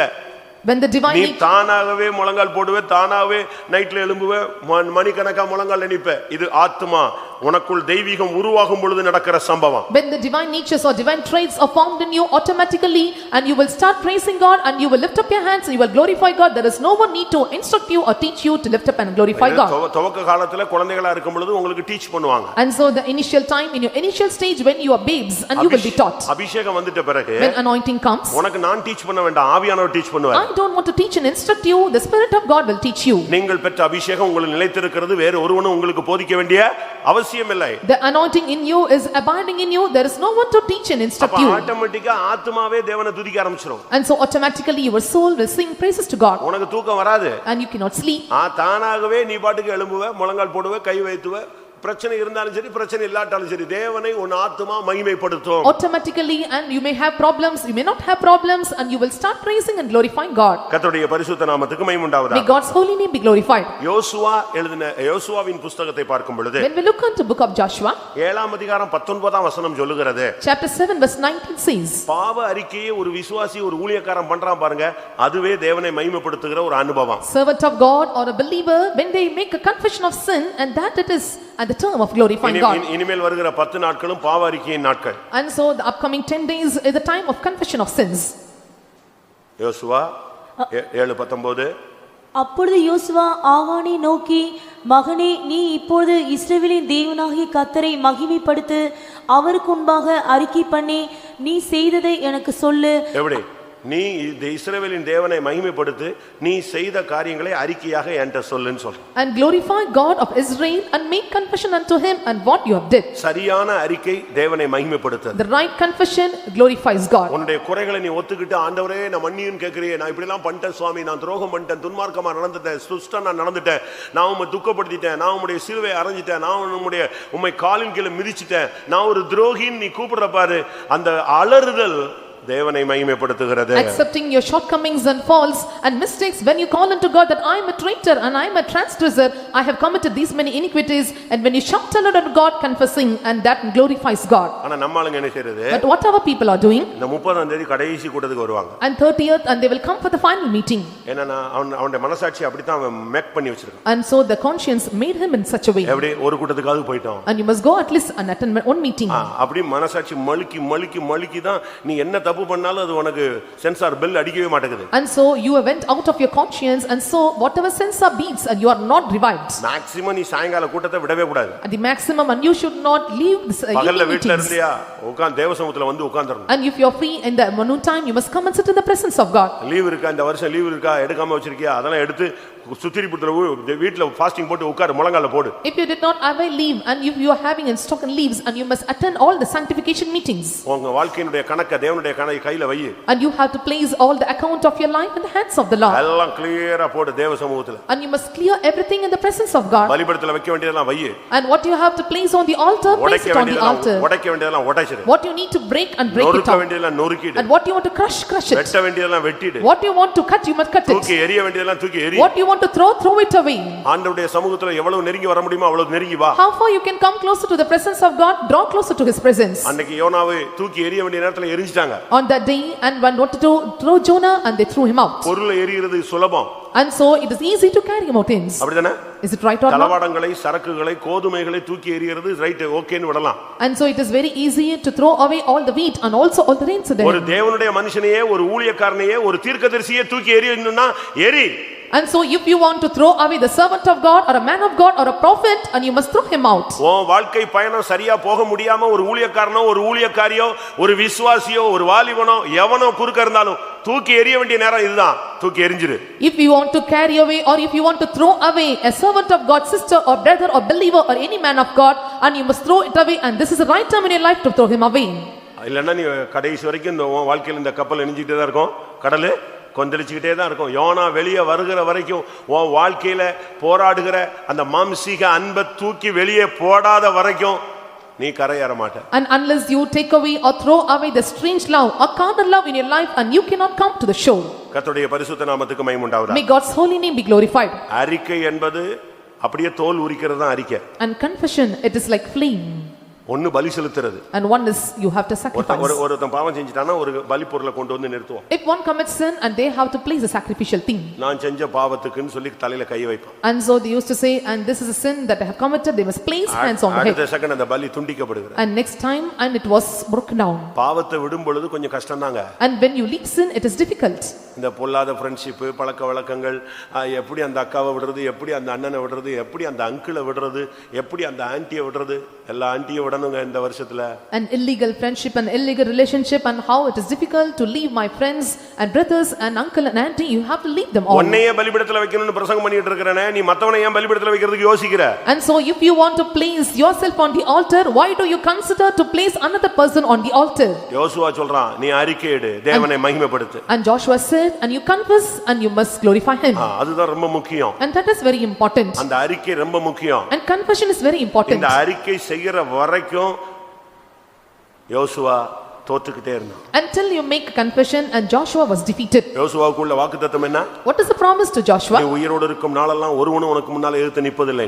And so it is said that until you are alive and no one can stand before இது you. முதலாம் அதிகாரத்துல சொல்லப்பட்ட வாக்குத்தத்தம். And this is a promise given in first chapter. அஞ்சாம் அதிகாரம் வரும்போது தோற்றுட்டான். In the 5th chapter he was defeated. அதுக்கு காரணம் இந்த பாவ அறிக்கை செய்யாத நேரம் The தான். reason, and he did not confess sin. நான் என்ன சொல்றேன்? What I see, நமக்கு ஆர்சி மாதிரி ஃபாதர்ட்ட சொல்ற ஸ்கீம் கிடையாது. and like a Roman Catholic, and we don't have the scheme and to confess our sins to fathers.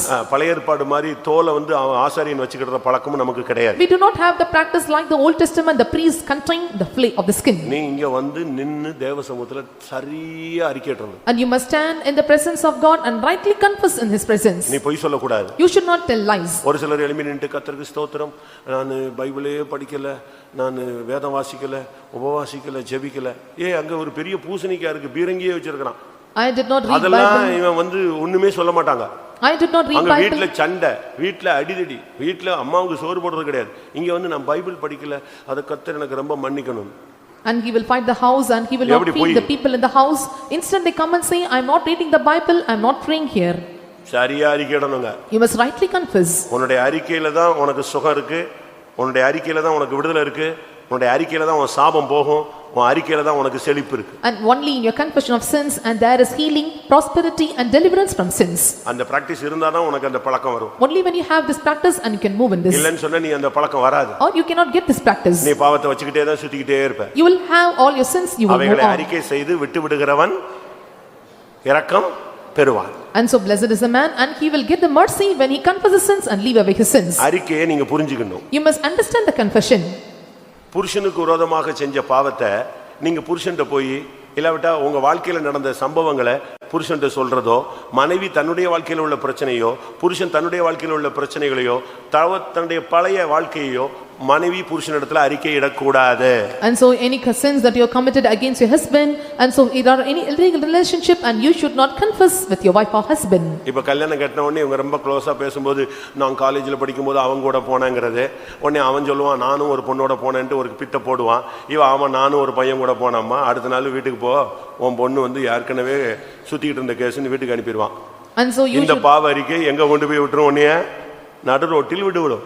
And such kind of confession when you are telling that and I had a practice or habit to sin within, and so this will take you to the right ordinance. பாதி விசுவாசி இப்படி தான் வாழ்க்கையை விட்டுட்டு ரோட்ல உட்கார்ந்திருக்கு. Most of the believers spoil their life and sitting in road like this. அது பலிபீடத்துல வைக்க வேண்டியது. And you must place it on the altar. பலிபீடத்துல வைக்க வேண்டிய பாவத்தை பலிபீடத்துல வைக்கணும். And what you need to place it on the altar, you must place it on the altar. ஒருத்தனை அடிச்சிட்டியா?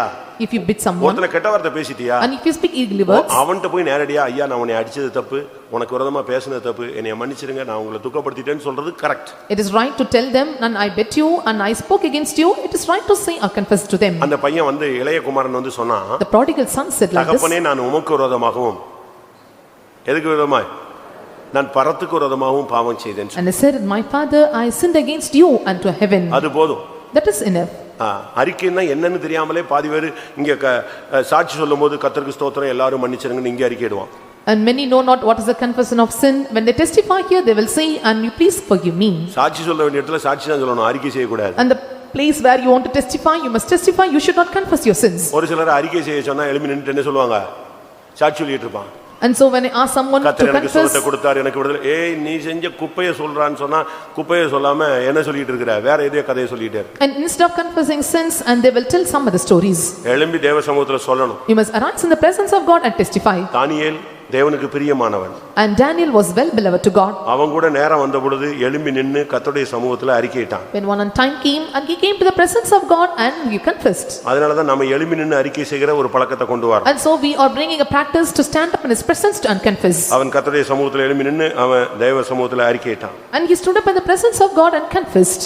நான் பாவம் செய்த என்னுடைய பாவத்தையும் என் ஜனத்தின் பாவத்தையும் நீர் மன்னிக்க வேண்டும். I committed sin and you must and forgive all the sins of me and my people. தேவனுடைய பிள்ளைகள் அப்படி சொல்லி பழகணும். அதனால தான் நான் வந்து ஒவ்வொரு கூட்டத்திலயும் ஒரு சப்ஜெக்ட் பேசிட்டு அதுல உனக்கு டச்சிங் இருந்தா எழும்பி அறிக்கை செய்யன்னு சொல்றேன். The people of God, and you must testify like this and confess like this.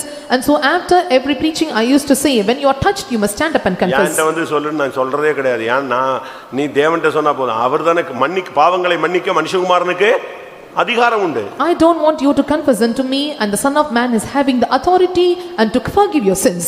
ஆண்டவர்ட்ட சொல்லு. Tell unto God. ஓபனா சொல்லு. And openly confess. உனக்கு இங்க சொல்றது கூட கஷ்டமா இருக்கு. பக்கத்துல உள்ள விசுவாசி கேட்டுருவானா? வீட்ல போய் முழங்கால் போட்டு அறை வீட்டை பூட்டிட்டு ஆண்டவரே நான் ஒரு துரோகின்னு சொல்லு. And you feel shame or shy to confess in this place and in front of others, and you can go to your house and close your chamber and confess unto God. Lift up your hands.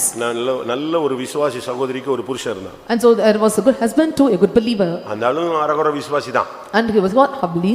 Our bank officer. And he was officer in a bank. ஆனா அப்படி வருவாரு போவாரு. And he comes and he goes. அப்படி வருவாரு பின்னால அங்க எங்கயாவது தூண்ல கீழ உட்கார்ந்துட்டு அப்படியே எந்திச்சு ஓடிவான். He comes and he used to sit near the pillar and he depart. ஆனா ஒரு நாள் திடீர்னு வந்தாருங்க. And one day he came suddenly. நான் என் ரூம் லாக் பண்ணிருந்தேன். I locked my room. அப்ப நான் வந்து சின்ன சாதாரண பாஸ்டர் தான். And I was a local pastor. அப்ப எனக்கு ஒரு அசிஸ்டன்ட் இருந்தாரு. And there was an assistant to me. பக்கத்து ரூம்ல இருக்காரு. And he was to my room. அந்த ரூம்ல பயங்கரமான கத்து அழுகுற சத்தம். And I can hear a loud voice and shouting and crying. என்னடா சின்ன பிரதருக்கு என்ன ஆயி போச்சுன்னு சொல்லிட்டு நான் கதவை திறந்துட்டு வாஞ்சிட்டேன் வெளிய. I opened my room and what happened to the young brother. இந்த பேங்க் ஆபீசர் கடந்து கத்து அழுகுறாங்க. This bank officer, and he was crying aloud. நான் திருப்பி சின்ன பிரதரையும் கூப்பிட்டு அவனை ரெண்டு பேரும் என் ரூமுக்கு வான்னு சொல்லி என்னையா பிரச்சனை என்னன்னு சொன்னேன். I called the young brother and asked, and what is his problem? ஐயா நான் துரோகம் பண்ணிட்டேன், என் மனைவிக்கு துரோகம் பண்ணிட்டேன். And said that I made treachery to my wife. பேங்க்ல லோன் எடுக்க வந்த ஒரு பொண்ணோட எனக்கு கனெக்ஷன் ஆயிடுச்சு. And I had a connection with a girl who came to take loan in bank. Loan எடுக்கிறதுக்கு 2-3 ட்ரிப் வந்துச்சு. நான் அதுக்கு பிறகு அந்த வீடை பார்க்கணும், லோன் எவ்வளவு கொடுக்கணும்னு நான் பார்க்க போனேன். அப்படி இப்படி போய் விழுந்துட்டேன். இப்போ நான் என் மனைவிக்கு துரோகம் பண்ணிட்டேன். அவள் எவ்வளவு பெரிய பரிசுத்தவாட்டி, அவளுக்கு துரோகம் பண்ணிட்டேன்னு அவனுக்கு இப்போ மனசாட்சி உடைஞ்சு கத்துறான் சர்ச்சில். He was broken in conscience and shouted aloud, and I made treachery to my wife, and I went to the girl's house twice or thrice to see her home. நான் என்ன சொல்றேன், அது கூட தேவசமூகத்துல போய் அழுன்னு சொல்றேன். And I'm telling you must go to the presence of God and cry for this matter. ஆண்டவரை நோக்கி கூப்பிடு. Call unto God. தன் பாவங்களை அறிக்கை செய்து விட்டு விடுகிறவன்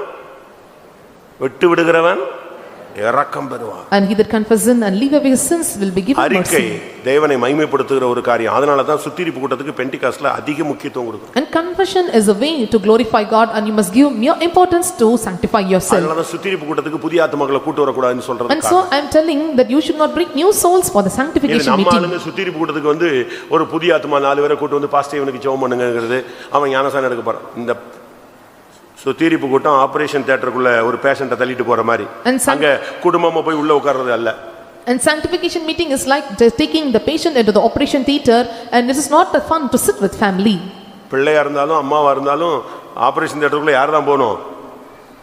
ஆபரேஷன் யாருக்கு பண்றோமோ அவங்க தான். சுத்திரி போட்டதுக்கு வரும்போது புதிய ஆத்மாக்களை கூட்டி வர்றது, குழந்தைகளை தூக்கிட்டு வர்றது, இங்க விளையாண்டுகிட்டு இருக்கிறது, இதெல்லாமே பரிசுத்தத்துக்கு அந்நியமான காரியங்கள். Mother or children, whoever it may be, only the patients are allowed inside the operation theater. Likewise in sanctification meeting, and they that are believers and the new souls should not come and enter into this place.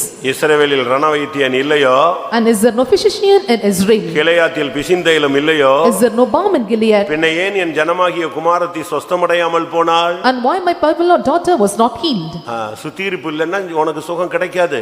And if you are not sanctified, you cannot get the healing. அதனால தான் 8 சுத்திரி கூட்டம் வச்சிருக்கேன். And so we are having 8 sanctification meetings. 8க்கு நீங்க வருவீங்கன்னு சொல்லி நான் 10 ஆக்கிறேன் டப்புன்னு. இப்பமே கிறிஸ்மஸ் ஈவினிங்ல ஸ்டார்ட் பண்ணிறேன். And so if you are able to attend all the 8 meetings, and if you say, and I will attend to 10 meetings. நான் முதல்ல யோசிச்சது டிசம்பர்ல 30 நாள் வைக்கலாம்னு. And so I thought to give sanctification with all 30 days. அப்படி 1ஆம் தேதியில இருந்தே ஈவினிங் கண்டினியூ அடிச்சு வந்துறலாம்னு யோசிச்சேன். And I thought to give sanctification meeting from 1st onwards. பரிசுத்தம் தான் ரொம்ப முக்கியம். Holiness is very important. அதுல அறிக்கை தான் ஃபர்ஸ்ட். அந்த பரிசுத்தத்தின் ஸ்டார்டிங் ஸ்டேஜ் தான் அறிக்கை. And in that confession is very important. The initial stage of the sanctification is holiness. அறிக்கை செஞ்ச உடனே இந்த மனசாட்சி வந்து இயேசுவின் இரத்தத்தினால கழுவப்படும். And after you are confessed and your conscience is cleansed. ஈசோப்பினால் என்னை சுத்திகரியும். And cleanse me with hyssop. அப்பொழுது நான் வெண்மையாவேன். And I shall be made white. சரியான ஒரு சுத்திகரிப்பு தான் உன்னை வெண்மையாய் மாற்றும். And the right sanctification and confession will clean you. கர்த்தருடைய பரிசுத்த நாமத்துக்கு மகிமை May உண்டாவதாக. God's holy name be glorified. மத்தேயு 5:16 பார்க்கும் பொழுது, when we look into Matthew chapter 5 verse 16. மத்தேயு 5:16 இவ்விதமாய் மனுஷர் உங்கள் நற்கிரியைகளை கண்டு பரலோகத்திலிருக்கிற உங்கள் பிதாவை மகிமைப்படுத்தும்படி உங்கள் வெளிச்சம் அவர்கள் முன்பாக பிரகாசிக்க கடவுது. உங்கள் நற்கிரியைகளை கண்டு தேவனை மற்றவர்கள் மகிமைப்படுத்த வேண்டும். And others must glorify God seeing your good works. இந்த வருஷத்துல உங்களுடைய நற்கிரியைகளை எத்தனை கண்டு தேவனை மகிமைப்படுத்தி இருக்காங்கன்னு சொல்லுங்க. And so you must glorify God and how many good works and sing unto Him. உங்களுடைய நற்கிரியைகளை மத்தவங்க பார்த்து அவங்க தேவனை மகிமைப்படுத்தணும். ஐயோ என்ன மாதிரி ஜெபம் பண்றாங்க, எப்படி உண்மையா இருக்காங்க, எப்படி உத்தமமா இருக்காங்க, எவ்வளவு பரிசுத்தமா இருக்காங்க. அதை விட்டுட்டு ஐயோ உங்க சபையில இருக்கிறானே அவன் பயங்கரமான ஏமாத்து ஃப்ராடு அப்படி இப்படின்னு சொன்னா என்னைய தூக்கி சிலுவையில் அறிஞ்ச மாதிரி. And others must and see your good works and glorify God. And so when they see and how fraudulent he is, and so when we're telling like this, it is like crucifying me on the cross. இல்லட்ட இயேசுவை நீ சிலுவையில் அறையற மாதிரி. Or you are crucifying Jesus on the cross. உன்னுடைய கிரியைகளை பார்த்து நல்ல கிரியைகளை பார்த்து புறஜாதியார்கள் தேவனை மகிமைப்படுத்தணும். Looking unto your good works of your hands and your good works, and the heathen must praise God. அப்பதான் தேவனுடைய நாமம் மகிமைப்பட்டாதான் உன்னுடைய வாழ்க்கையில உன்னுடைய வெளிச்சம் பிரகாசமா இருக்கும். Only when the name of the Lord is glorified and your light will shine in your life. தீத்து 2:14 சொல்லுகிறது நற்கிரியைகளை செய்ய நமக்கு பக்தி வைராக்கியம் தேவை என்று சொல்லப்பட்டிருக்கிறது. And so Titus chapter 2 verse 14 says that and to do good works and we need a godly zeal. எபேசியர் 2:10 சொல்லுகிறது நற்கிரியைகளை செய்யவே நாம் சிருஷ்டிக்கப்பட்டிருக்கிறோம் என்று சொல்லுகிறது. Ephesians chapter 2 verse 10 says and we are created to do good works. பிலிப்பியர் 1:15 சொல்லுகிறது நற்கிரியைகளை உங்களில் தொடங்கினவர் என்று சொல்லி இருக்கிறார். And so 1:15 of Philippians says that and he who began a good works in you. நாம இந்த சத்தியத்துக்குள்ள வரதுக்கு முன்னால நமக்குள்ள நற்கிரியைகள் கிடையாது. And so before we come to this religion and truths and we don't have any good works. இந்த மார்க்கத்துல வந்த பிறகு நமக்கு நற்கிரியைகள் உண்டாகும். And after coming to this religion and we must get the good works. அநேக இடங்கள்ல தேவனுடைய பிள்ளைகள் புறஜாதிகள் மத்தியில ஒளியாய் இல்ல. In many places we can see the people of God are not found as a light among the Gentiles. உன்னைய பார்த்து மத்தவன் தேவனை மகிமைப்படுத்தணும். And looking unto you others must glorify God. உதிக்கிற உன்னுடைய ஒளி நடத்துக்கு ராஜாக்கள் நடந்து வருவார்கள் என்று ஏசாயா 60 சொல்லுகிறது. And Isaiah chapter 60 says and the place where you arise and shine the king shall come unto thee. அது மாத்திரமல்ல. Not only that. 1 கொரிந்தியர் 10:31 பார்க்கும் பொழுது when we look into 1 Corinthians chapter 10 verse 31 புசித்தாலும் குடித்தாலும் எதை செய்தாலும் தேவனை மகிமைப்படுத்துங்கள். and you may eat and drink and whatever you do you must glorify God. புசித்தாலும் சரி குடிச்சாலும் சரி எதை செஞ்சாலும் அதுல தேவன் மகிமைப்படணும். And whatever you may do, you may eat or drink and with must glorify Him. நல்லா நீங்க புரிஞ்சுக்கோங்க. You must think one thing. நீங்க ஸ்தோத்திரம் பண்ணாமல் இருக்கிறது உங்களுடைய உரிமையாக இருக்கலாம். And it may be your rights not praising God. ஆனா ஸ்தோத்திரம் பண்ணாம இருக்கிறதுனால நடக்கிற தீங்கு என்ன? And what is the evil happens when you praise Him not? நல்லா கவனிங்க, இப்போ கவனிங்க. Listen carefully what I say. ஒரு விசுவாசி ஒரு ஊழியக்காரன் ஸ்தோத்திரம் பண்ணாம இருக்கிறதுனால அவனுக்கு வருகிற தீங்கு என்ன? And what are the evils occur to a believer or a servant of God when they praise Him not? சிந்தையில் நீ வீணனாய் போவாய். And you become vain in imagination. உன்னுடைய இருதயம் இருளடைஞ்சு போகும். And your hearts will be darkened. நல்லா புரிஞ்சுக்கோங்க. Listen carefully. ஸ்தோத்திரம் பண்ணாம துதிக்காம மகிமைப்படுத்தாம இருந்தான்னா அவனுக்கு 5 விதமான தீங்குகள் சம்பவிக்கிறது. If a person praise Him not and glorify Him not, and the 5 evil occur to him. ரோமர் 1:21. Romans chapter 1 verse 21. அவர்கள் தேவனை அறிந்தும் அவரை தேவன் என்று மகிமைப்படுத்தாமலும் ஸ்தோத்திரியாமலும் இருந்து தங்கள் சிந்தனைகளினாலே வீணரானார்கள். உணர்வில்லாத அவருடைய இருதயம் இருளடைந்தது. தேவனை அவர்கள் மகிமைப்படுத்தாமல் இருந்து ஸ்தோத்திரியாமல் இருந்து சிந்தனைகளில் வீணரானார்கள். And they glorified Him not as God, neither were thankful, but they become vain in their imaginations. நீங்க ஸ்தோத்திரம் பண்ணாம இருக்கலாம், வாயை மூடிட்டு இருக்கலாம், மௌனமா இருக்கலாம், வாயை திறந்து உனக்கு ஸ்தோத்திரம் பண்ண முடியாது, ஸ்தோத்திரம் பண்ணுவோம்னு உட்கார்ந்துட்டே இருக்கலாம். ஆனா நல்லா புரிஞ்சுக்கோ, நாட்கள் வர வர உன் சிந்தை என்ன செஞ்சிடும்? சிந்தையில் உனக்கு ஜெயம் கிடைக்காது. You may not praise God, you can sit silently and you cannot open your mouth, but when the days are passed and you become vain in imaginations. ஸ்தோத்திரியாமல் இருந்தால் உன் மனநிலை பாதிக்கப்படும், நீ டிப்ரஷன்ல போவ, நீ மெண்டலா கூட ஆயிடுவ. And so when you thank Him not, when you praise Him not, and you will go under the mental depression. Bible என்ன சொல்லுகிறது? What does the Bible say? அவருடைய இருதயம் இருளடைந்தது. The hearts was darkened. ஃபுல்லா நீ ஒரு இருளடைஞ்ச ஒரு இடத்துக்கு நழுவிட்டு தள்ளப்பட்டுருவ. And you will be cast into the place where it is full of darkness, that is hell. ஒன்று சிந்தையில் வீண். One is vain in imagination. இரண்டாவது இருதயத்தில் இருள். And secondly darkness in heart. மூணாவது வேதம் என்ன சொல்லுகிறது? Thirdly, what does the word of God say? ரோமர் 1:24 சொல்லுகிறது. According to Romans chapter 1 verse 24. தேவன் துதியாதவர்களை அசுத்தத்திற்கு ஒப்பு கொடுத்தார். And so God gave them up unto uncleanness, and they that praise Him not. 26ஆம் வசனம் சொல்லுகிறது. Verse 26 says. தேவன் துதிக்காதவர்களை மகிமைப்படுத்தாதவர்களை இழிவான இச்சை ரோகங்களுக்கு ஒப்பு கொடுத்தார். For this cause and God gave them up unto vile affections. 1:28 என்ன சொல்லுகிறது? What 1:28 says. அவர்களை கேடான சிந்தைக்கு ஒப்பு கொடுத்தார். And God gave them over to a reprobate mind. எழுதி வச்சுக்க. Write down. நீ ஸ்தோத்திரம் பண்ணாம மௌன சாமியார் மாதிரிலாம் இருந்து பழகலாம். And you can keep silent, not praising God. வாயை திறக்காம மூணு இருந்துட்டு என்னவோ பெரிய கீழ்ப்படியாமை காட்டுற அடம் பிடிக்கிறன்லாம் இருக்கலாம். Opening not your mouth and you cannot be as a disobedient person. உன் சிந்தை டிஸ்டர்ப் ஆகும். And your mind will be disturbed. உன் இருதயம் இருளாகும். And your heart will be darkened. அசுத்தத்துல சிக்குவாய். And you will be entangled into the evil things. இழிவான இச்சைரோகங்கள் வெளியே சொல்ல முடியாத வியாதி உனக்கு வரும். And you will get the wild affections that you cannot see out. கேடான சிந்தையிலே சிக்கிக்கொள்வாய். And you will be delivered to the reprobate mind. அதனால தான் உனக்கு பாவத்திலிருந்து விடுதலை இல்லாத ஒரு தன்மைக்கு தள்ளப்படுகிறாய். And you are cast into the state that you are not able to deliver away from sins. இன்னைக்கு अनेक தேவனை மகிமைப்படுத்துறது இல்ல. Many are not glorifying God in these days. தயவு செய்து எந்த காரியம் கிடைச்சாலும் ஆண்டவர் கொடுத்தாலும் எடுத்தாலும் எல்லாத்துக்கும் ஸ்தோத்திரம் பண்ணுங்க. Kindly whatever you get or you are not get and you must praise him. ஆண்டவர் உனக்கு நன்மை செஞ்சா ஸ்தோத்திரம் பண்ணு. If God gives you good things you must praise him. ஒருவேளை மத்தவங்க வந்து சொல்லுவாங்க ஐயோ உங்கள மாதிரி ஆள் இல்லன்னு நீ சொல்லணும் ஆண்டவரே நான் இல்ல எல்லாம் கிருபைன்னு சொல்லணும். And others may say unto you there is no person like you in this world and you must say not me it is the grace of God. நல்ல பிரசங்கம் பண்றீங்கன்னு உடனே ஆமா நான் நல்ல பிரசங்கம் பண்ணுவேன் நானா தொலைஞ்சேன் நான். And so when they say you are preaching well and if I glorify myself or boast myself I am spoiled. மனுஷனுக்கு உண்டாகும் புகழ்ச்சியே அவனுக்கு வரும் சோதனை.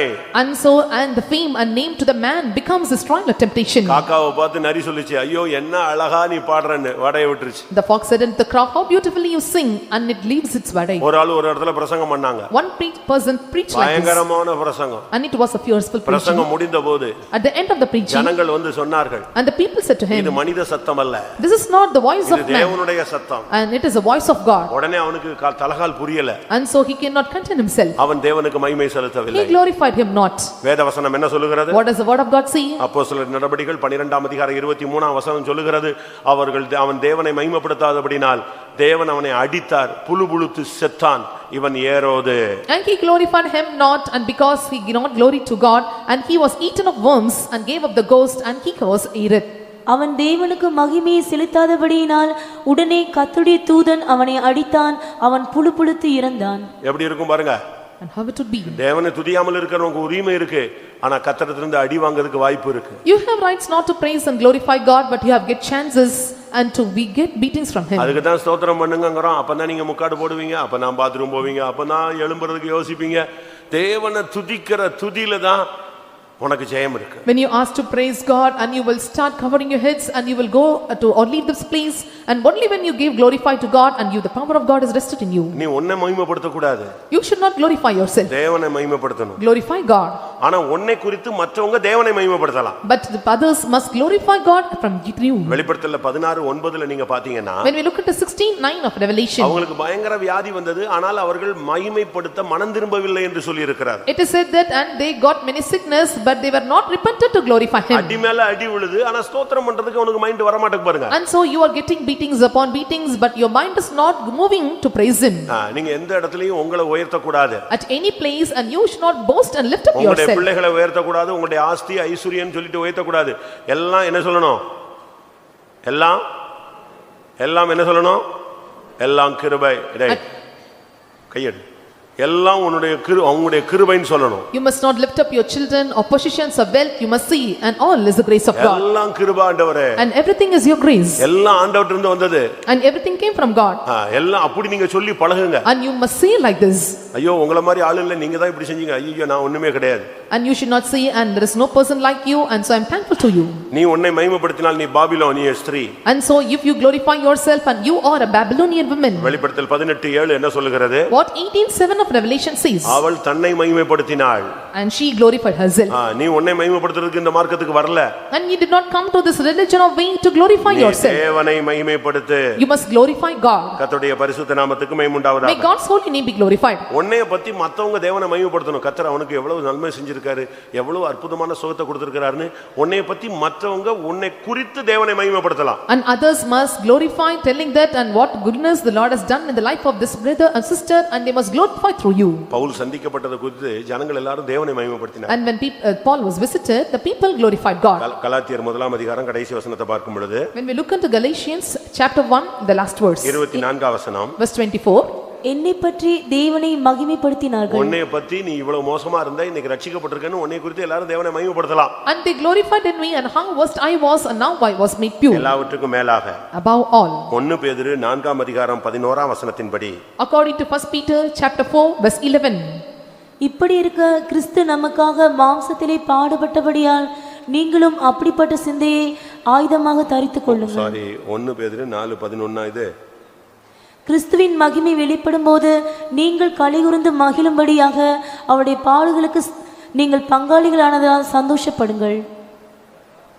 என்ன நீங்க நான் என்ன சொன்னேன்? நான் 1 பேதுரு 4:11 தானே சொன்னேன். First Peter chapter 4 verse 11.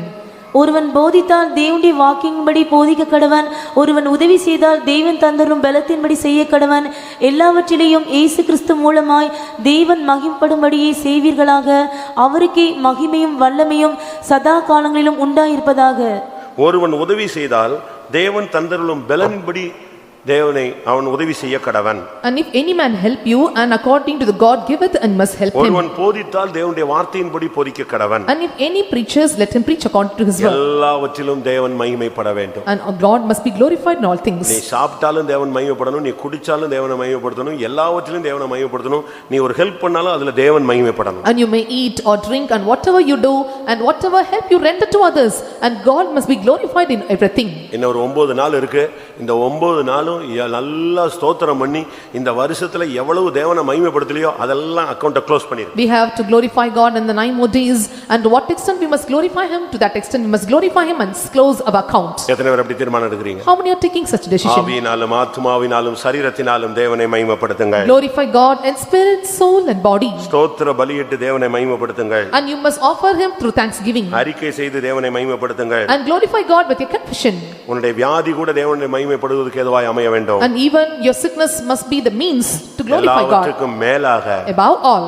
உன் மரணத்தினால் கூட தேவன் மகிமைப்படணும். And even at the time of death you must be glorify God. இப்படி செத்துட்டானேன்னு யாரும் துக்கப்படக்கூடாது. உன்னுடைய மரணத்தினால் கூட தேவன் என்ன செய்யணும்? மகிமைப்படணும். And even at the time of death, and God must be glorified. யோவான் 21:19 நீங்கள் பார்த்தால், And when we look unto John chapter 21 verse 19, இந்த விதமான மரணத்தினால் அவன் தேவனை மகிமைப்படுத்த போகிறான் என்று வாசி. இன்னவிதமான மரணத்தினாலே அவன் தேவனை மகிமைப்படுத்த போகிறான் என்பதை குறிக்கும்படியாக இப்படி சொன்னார். எப்படி? அப்ப நீ இந்த விதத்துல தான் மரிக்கணும்ங்கிறது தேவன் ஒரு ஸ்கெட்ச் போட்டு வச்சிருக்கார். And the Lord made a sketch that you must die in this way. அப்படி நீ மரிச்சாதான் தேவன் நாம மகிமைப்படும். And only when you die like this, the name of the Lord will be glorified. அப்ப உன்னுடைய வியாதியும் தேவனை மகிமைப்படுத்தணும், உன்னுடைய வீழ்ச்சியும் தேவனை மகிமைப்படுத்தணும், உன்னுடைய எழுச்சியும் தேவனை மகிமைப்படுத்தணும், உன்னுடைய முடிவும் தேவனை மகிமைப்படுத்துவதாய் அமைய வேண்டும். Your sickness, your falling, and you are rising up, and also your death must glorify God. எல்லாரும் கண்களை மூடி முழங்கால் Let படியிடுவோம். us all close our eyes and bend our knees. ஆமென். தேவனை மகிமைப்படுத்த முடியாக தேவன் நம்மை ஏற்படுத்தி இருக்கிறார். And the Lord has appointed us to glorify him. ஆமென். இந்த வருஷத்துல நீங்க எவ்வளவு மகிமைப்படுத்தினீங்களோ தெரியாது. I don't know to what extent you glorified God in this year. இன்னும் ஒரு 8 நாள் இருக்கிறது. We have 8 more days. இந்த 7 8 9 நாளை நீங்க சரியா பயன்படுத்துங்க. In these 9 days we have to make use of the right time. எத்தனை பேர் எப்படி பயன்படுத்த போறீங்க? How many are going to use in this இந்த way? 8 9 நாளை நல்லா ஸ்தோத்திரம் பண்ணிட்டே இருங்க. 24 hours ஸ்தோத்திரம் பண்ணு. And 24 hours, and you have to praise God all throughout these 9 days. அப்படி ஒப்பு கொடுக்கறவங்க முழங்கால் போடுங்க. உங்களுக்கு ஒரு அபிஷேகம் தருவார். உங்க வாயில எப்பொழுதும் கர்த்தரை உயர்த்தும் துதி இருக்கும். இருபுறம் கருக்குள்ள பட்டயம் இருக்கும். And they that surrender like this, let us all close our eyes and bend our knees and praise God, and there will be two-edged sword in your mouth and the praises in your mouth. கர்த்தர் நடத்தின வழிகளை சிந்திச்சு சிந்திச்சு சிந்திச்சு ஸ்தோத்திரம் பண்ணிட்டே இரு. And consider the ways of God and keep praising him. சில காரியம் நடக்கல, ரைட், நடக்கல, அதுக்காக ஸ்தோத்திரம் பண்ணு. And some things was not prospered in your life, set in his account and praise God. கர்த்தர் கொடுத்ததுக்கு ஸ்தோத்திரம் பண்ணு. And praise God for all the things the Lord has given you. சிலதை எடுத்துட்டார், அதுக்காக ஸ்தோத்திரம் பண்ணு. And the Lord has taken something, praise God. சில இடத்துல கர்த்தர் உன்னை உயர்த்தினார், அதுக்கு மகிமைப்படுத்து. In some places the Lord lifted you up and praise him. சில இடத்துல தாழ்த்தப்பட்டாய், அதுக்கு ஸ்தோத்திரம் பண்ணு. In some places you were lowly esteemed and praise him. அப்படி சொல்றவங்க எல்லாரும் கண்களை மூடி முழங்கால் போடுங்க. And those who say like this, let us all close our eyes and bend our knees. எல்லாவற்றிலேயும் தேவனை மகிமைப்படுத்துங்க. You must glorify God in all things.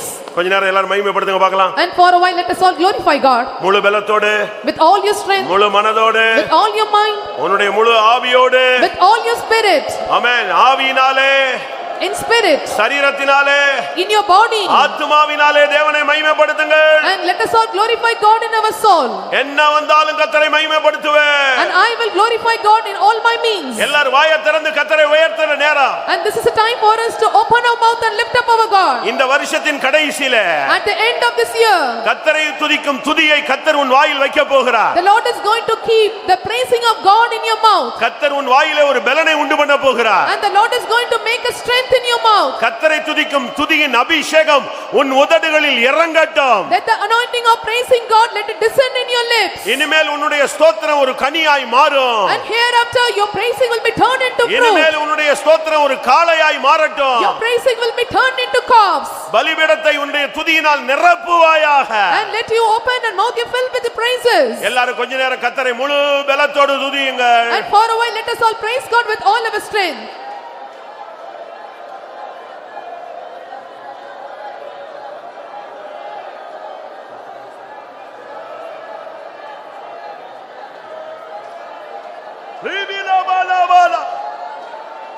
ஸ்தோத்திரம் ஸ்தோத்திரம் ஸ்தோத்திரம் ஸ்தோத்திரம் ஸ்தோத்திரம் ஸ்தோத்திரம் ஸ்தோத்திரம் ஸ்தோத்திரம்.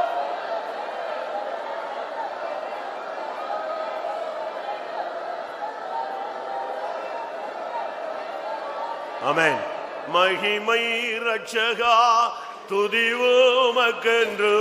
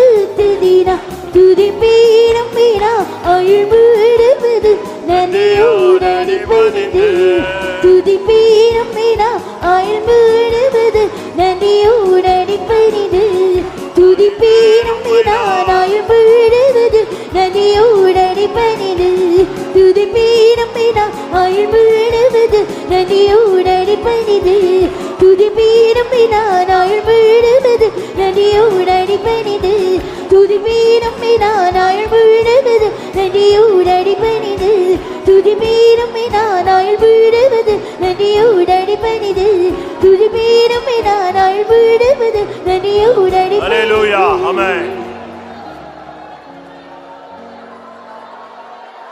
ஆமென்.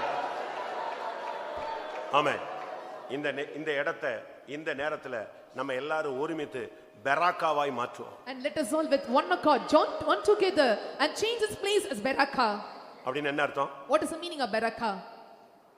ஒரு யுத்தம் முடிஞ்சு ஜெயத்தோடு வந்தபோது அந்த ஜனங்கள் பெராக்காவிலே கூடி தேவனுக்கு ஸ்தோத்திரம் செலுத்தினார். When the war was over with victory and they gathered at Beraka and they glorified God. இன்னொரு இடத்துல யுத்தத்துக்கு ரெடி ஆயிட்டாங்க. On the other place and they were started for battle. எல்லா கோத்திரமும் ரெடியா போயிடுச்சு. All the tribes and got ready and went to that spot. ஆனா விசாரிச்சு பார்த்தா யுத்தம் நடக்கிற ஒரு சூழ்நிலை இல்ல. But when they inquired and it was not the situation to conduct war. எல்லாம் ஆர்ம்டு ரெடி ஆயிட்டாங்க. And everything was ready. ஆனா கடைசில நடந்தது என்ன? You know what happened at last time? யுத்தத்துக்கு போவோம் என்பதை சொல்லி அதை நிறுத்திவிட்டு எல்லாரும் ஸ்தோத்திரம் செய்ய ஆரம்பித்தார்கள். And they stopped telling going to war. Instead they started to praise God. இப்போ எத்தனை பேர் ஸ்தோத்திரம் பண்ண போறீங்க? How many are going to praise him? உன் வாழ்க்கையில கர்த்தர் எவ்வளவு நன்மை செஞ்சிருக்காரு. And the Lord has done many benefits in your life. நீ உனக்கு செய்யலங்கறதே நினைச்சிட்டு டெய்லி அழுதுகிட்டு இருக்கற. செஞ்சதுக்கு நன்றி செலுத்து. And you are telling the Lord did not do anything. தேவன் அறியாமல் உனக்கு ஒன்றும் சம்பவியாது. Without the knowledge of God nothing can happen in your life. சகலமும் நன்மைக்கு ஏதுவாகவே நடைபெற்றது. And everything done unto the good unto our life. கர்த்தர் உன்னை ரட்சித்தாரே அதற்கு நன்றி செலுத்து. The Lord has saved you, praise him. உன்னை உன் குடும்பத்தை நிலைநிறுத்தி இருக்கிறாரே அதற்கு நன்றி செலுத்து. The Lord hedged around your family, for that praise him. தேவன் அறியாமல் ஒன்றும் சம்பவியாது. And without his knowledge and nothing can happen. Hallelujah, hallelujah, hallelujah.